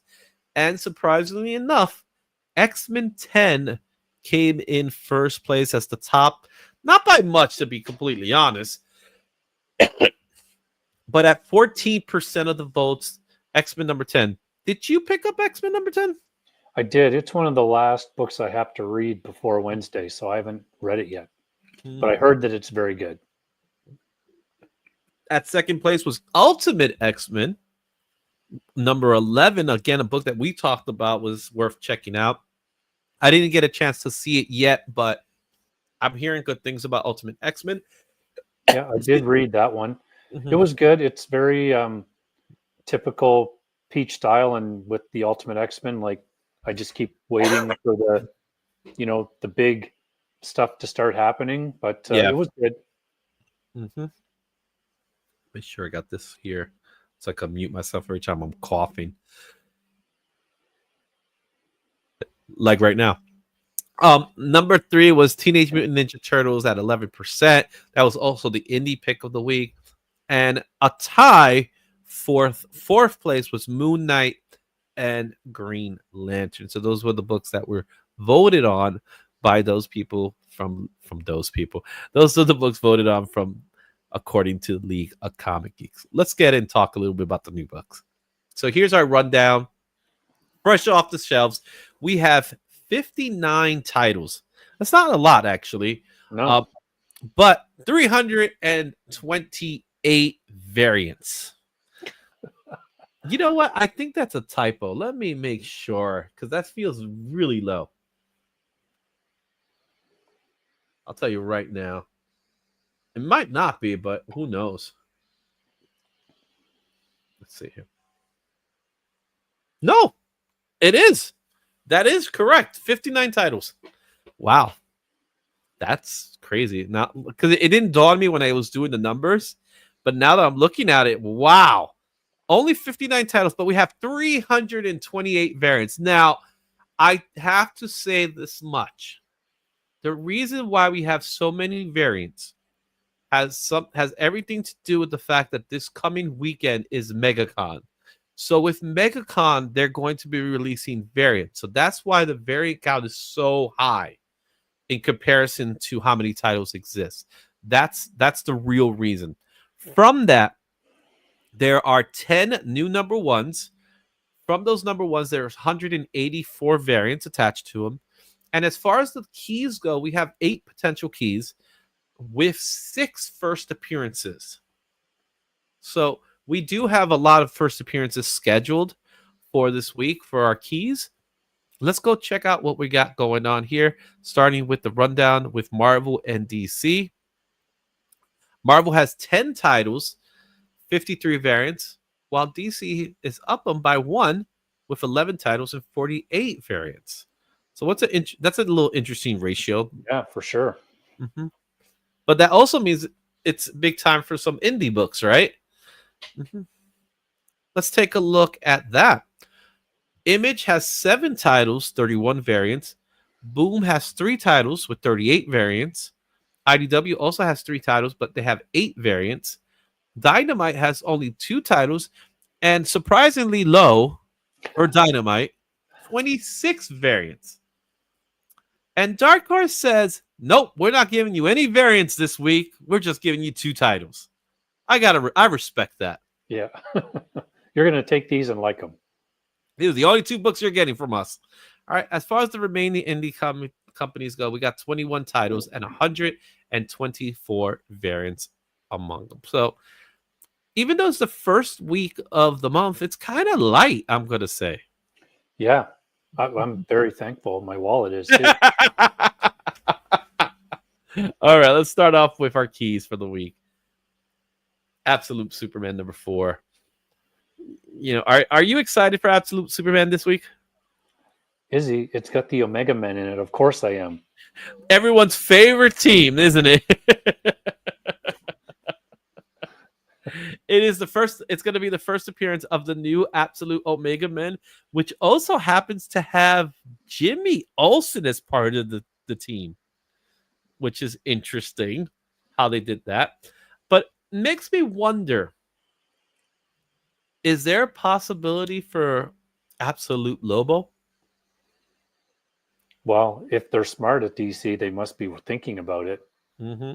So you got cover A, which is Rafa Sandoval, but I really like that Reza. Yeah, it's nice. That's a nice one. the Tyler Kirkham MegaCon exclusive. Now you see that Superman looks buffed. There's also an absolute Batman version too, so keep that in mind. And again, those are exclusives for MegaCon. Yeah, man, that Superman is. Don't mess with that one. No. All right, let's take a look at our next book. Ultimates number 9. This is the first appearance of the Ultimate Luke Cage. So that's a book that if you're interested in getting some Luke Cage, this is the one that you get the first appearance of Luke Cage. What's your thoughts on this one? Well, I'll probably definitely have the A cover and that middle one. Yeah, I've been liking the Ultimates. I think it's good. I like the whole kind of story they're doing. It's like a limited time. I'm just waiting for the snowball to really get down the hill with all the books. So yeah, I'm looking forward to this one. Yeah. You got cover A done by Dyke Ron. You got In-Huk Lee doing I actually really like that Luke Cage cover right there, which is also an open order. The 1 in 25 Tarrant Clark is a nice cover. I really like that cover. It has some nice, it's just nice colors. I think I like the colors in it. Feels so cool. It seems so epic, that cover. Yeah, I like the background of it. Mm-hmm. All right. Not to be mistaken, Power Man Timeless number 1. This book features the first appearance of Aeon the Ninth, which is they really are running out of names. Like, we got nothing. It's a 5-issue limited series featuring a version of Luke Cage, the final living superhero introduced in Timeless number 1, transported to the mainstream Marvel universe in present day. So this is kind of like Old Man Luke Cage or Old Man Power Man. Old Man Power Man. Right. It is part of the Timeless series. So this is the spec behind it. I kind of like the Ken Lashley cover the most. Yeah. That's a nice cover, man. The other ones are fine as well, but that Ken Lashley just stands out for me. Mm-hmm. Yeah, I'll pick up that book. Probably that cover too. Mm-hmm. Also, which is it's an interesting one because I think what people are not going to be paying attention to is that centered one, but I'll tell you in a minute what it is. This is Star Wars Legacy of Vader number 1. This is the series that explores Kylo Ren's time as the supreme leader of the First Order, set between The Last Jedi and The Rise of Skywalker. That second book that you see there in the middle also is the first cover appearance of Atta Prime, done by Ramon Rosadas. The main cover is done by Derek Chu, while there's also a 1 in 100 Eric M. Geist cover. Keep in mind there is a trade. There's a trade edition of that same cover, but if you want to get the full scope with Vader in the background, you're gonna want the 1 in 100. I do believe that book will be sought after.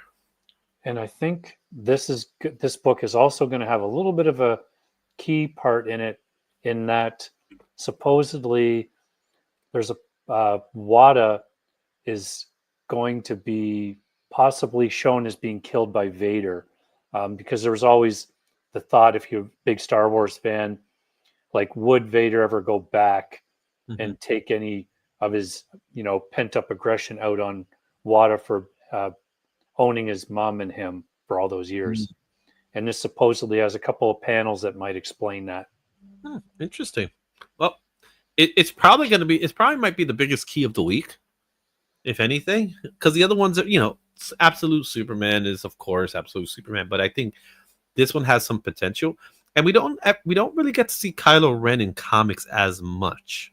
Yeah, I've noticed he's somebody that for some reason you don't see as much. Our next book here is Justice League: The Atom Project number 2. I really like that Lyrics cover in the middle as well. Mike Perkins did cover A, and there's a 1 in 25 Carmine Gina Domenico. I tried. That's a pretty cool cover as well. This is as Nathaniel Adams makes a desperate attempt to escape the return of his atomic superpowers.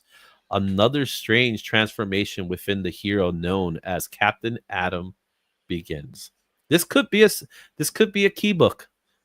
However, we're not 100% sure, but there are signs that we might see something new, maybe a new look, a new costume, a new something's going to happen here. And the first issue was people really did gravitate towards it. It's a pretty fun book. What's your thoughts on the Atom Project? Yeah, I read the first one. I liked it. I loved Captain Atom, that run in the 80s or 90s. I thought it was really good. The Pat Broderick run. And so I did pick up this first issue mainly because of that. And I liked it. So I'll definitely be grabbing this. And I'll probably go with the lyrics one too. Yeah, the lyrics one's so good looking. Even though the Mike Perkins is not bad either. I'm not saying taking anything away from the Mike Perkins one, but I really like that lyrics cover. Here's another key book. Now, this definitely has a first appearance, and this is Wolverine number 6. We got the first appearance of Adamantium. I don't know what to think of it. I don't know what to think. I've been reading it, and it'll be interesting to see, right? Because the last issue was more of an internal battle with Wolverine and Adamantium, and the next issue is kind of, who won in that kind of mental battle. And I think that's where it's going. So I'm looking forward to reading it. So we have a couple of different types of covers. We got the Martin Coelho, Jeff John. And if you notice, there's a 150 Marks Brooks animated style version. There's also a trade dress version as well of the book. Someone's talking on somewhere else. Mark Books did a series of animated style covers. This is just the first one we're showing you. We'll show you another one to come here soon. They're pretty cool. I like them a lot. However, I'm not sure what kind of style he's trying to go for, because when I see Nightcrawler, he looks very young. Yeah. And Wolverine looks very big next to Nightcrawler. Now I'm looking at it. Interesting. Our indie key of the week is called Bronze Faces, number 1. That cover, man, that Chauffeur Coker cover is pretty cool. There is a 1 per store Chauffeur Coker, so be on the lookout of that one. The 1 in 20 Dan Mora cover as well. It's a trio of Nigerian friends reunite at a museum celebration of their heritage, only to discover rampant cultural theft that becomes even more brazen than they first realized, prompting them to engage in the heist of a lifetime. I like heist stories. I think they're fun. I like reading them in comics, and this has some potential. I really like that Dan Mora cover. And this is a book that, usually on New Comic Book Day, if there's a bunch of new number 1s from independents, I'll pick them up and flip through them. And if it's got a few key things in it, like if I immediately like the art, I just buy it and give it a chance. So we'll see what this one looks like. Yeah, and it's the work is done by Chauffeur Coker and the art is done by Chauffeur Coker, so they're family. I've never heard of them before, so this is new to me. However, the concept sounds very interesting. Now I know they've done work on New Mutants. So, but I've never really heard anything about what they've done prior to that. So they're relatively, unknowns to me. Yeah. But who knows? It sounds cool as a heist, so I'm looking forward to a heist comic book. And of course, it's coming out February for Black History Month, so I'm certain there's a little tie with that as well in some way. Let's take a look at an eye-catching variants. We'll start with the first one, Avengers 23. The Athena Martinez. This is for Black History Month. That Black Panther looks awesome. Yeah, that's a great cover. Awesome. Yeah. You got the Legacy of Vader number 1. This is the 1 in 25 John Jang variant. John Jang. What can you say about John Jang that hasn't been said before? What a wicked cover. I said to you earlier that I asked my store if they were getting it, and they're not, which surprises me because it's a Vader book. I'm shocked they're not ordering 25, but That's a shame, to tell you the truth. All right, Phoenix number 8 is the 1 in 50 Mark Brooks animated style. So I like that one with Phoenix and the Black Queen. So that's pretty cool. Well, not the Black Queen. What's her name? Oh my God, her name's escaping me now. Goblin Queen. Goblin Queen. I said the Black Queen. Goblin Queen. That's the same person. It's all the same. Madeline too. Yeah, it's Madeline Pride. But that's a fun cover. I like that. I would probably pick up that book. I almost likely pick that book up. Also, I had to look that Batman 157 by Tony Daniel. I think it's phenomenal. It's amazing. I love seeing Batman on top of a gargoyle. Yeah. The question is, what is he looking at? Yeah. Mm-hmm. All right. And Poison Ivy has got to be the book that has the best covers. Like, out of all the books, it's like Poison Ivy, if anything, they have to have the best covers. And this is no exception with Poison Ivy 30. I looked at the Jenny Frizen and I said, the Pablo Villalobos one is just better. I really like, when I was trying to pick between the two, I really like the Frizen as well. Mm-hmm. But I love the card theme of this, like that it's a playing card. I just think that's really cool. And you're right about the covers. Like, I went through in one of my videos just all of my Poison Ivy covers of the whole series, and every one of them I'm like, wow, this is a great one too. This one's great. I bet you that book is still standing today because of those covers. That's why they sell. That's a big part of it. But I will say, I'm a huge fan. It's been consistent art. It's the same artist. The story's been really cool.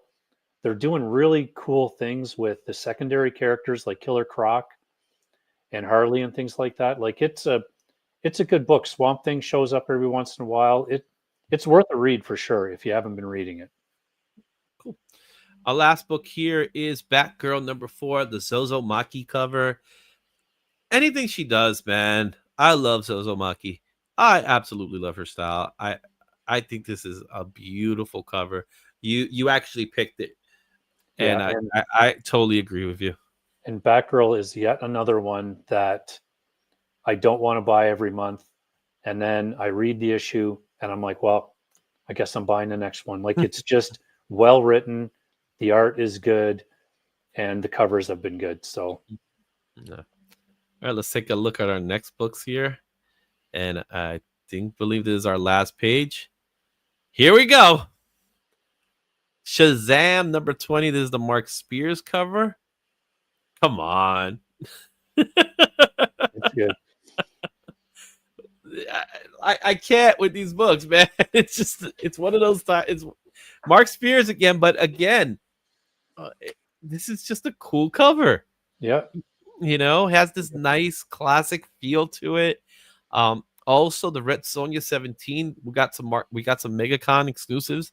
The Javier Fernandez, she's doing the Akira. Whenever I see an Akira cover, man, part of me just wants it. Yep. And it's instead of being the bike, she's going to the horse. So, and is that a lion's head she's dragging? I can't tell. I think so. Yeah, or it could be looks like an orc or whatever they pass for orcs. Yeah, whatever it is, man, it's insane. Right, and then finally, Mark Spears Monsters number 3. This is the MegaCon exclusive for No Mas Comics. Venom number 3 variant. Good luck getting that book. Anybody that's going to MegaCon. Yeah, that's gonna be. You got to pick that one up early. Yeah. That's it, guys. Those are the books we have for this week. What's your thoughts, man? Oh, I can't wait. Now that I go through the list, it just reminds me of the stuff that I have to try to find. Mm-hmm. So I think I'll probably pick up a few of those Mark Brooks ones because I think those are fun. Yeah, those are fun. Mm-hmm. Yeah, let's take a look at the chat for a little bit. Jimmy! I mean, I imagine everyone gets an absolute with how... Yeah, everybody does get that. That Kirkham, you got to see the Batman one. The Batman one's pretty sick too. So yeah, he can draw without battle damage. Family.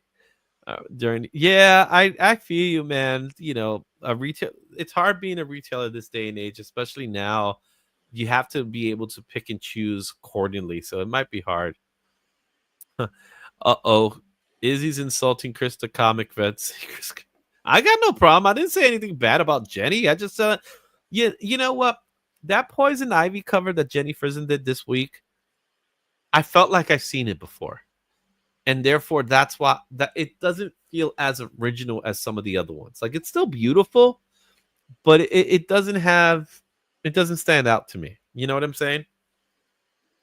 All right.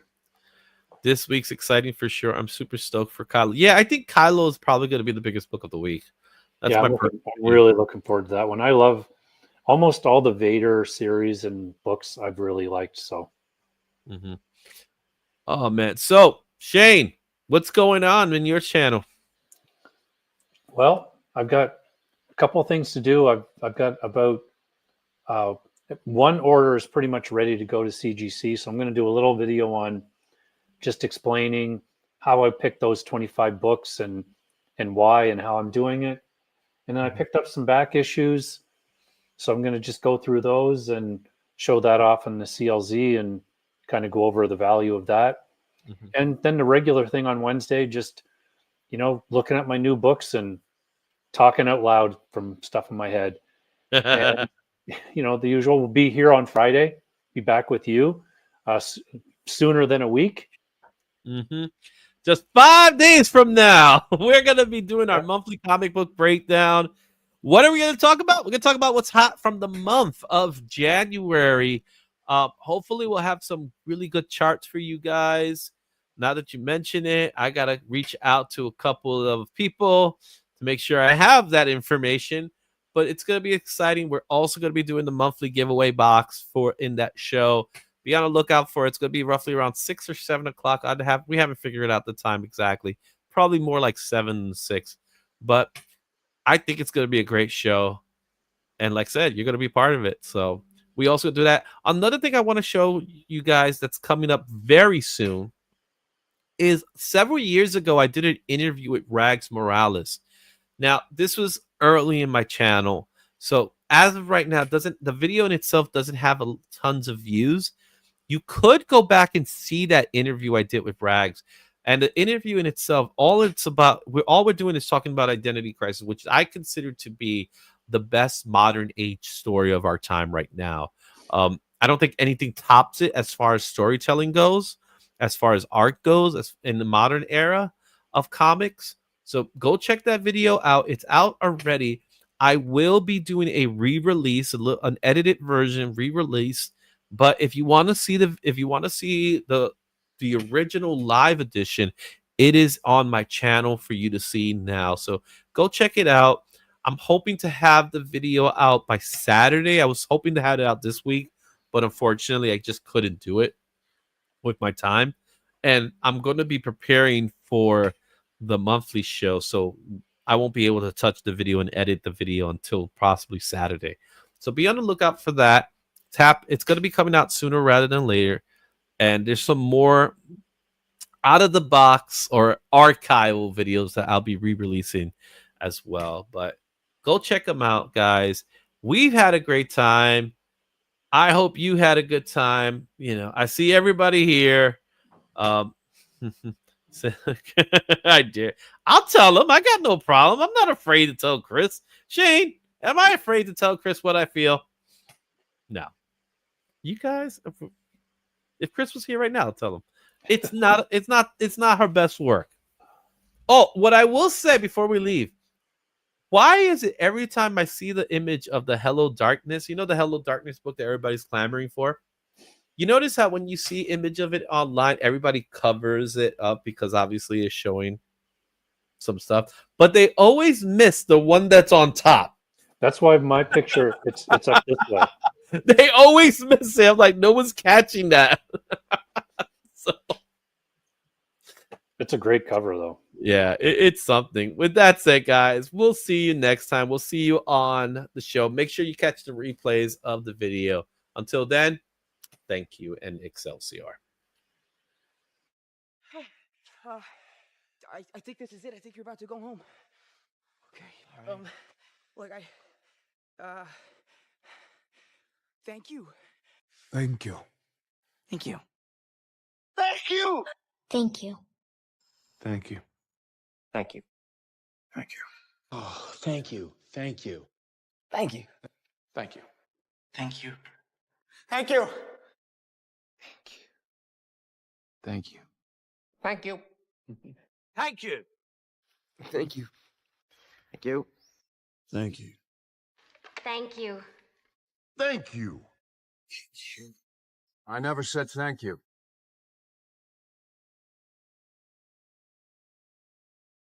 And you'll never have to.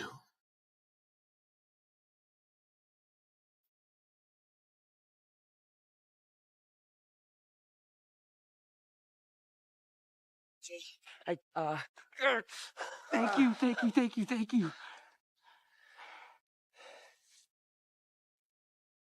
I guess I'll see you.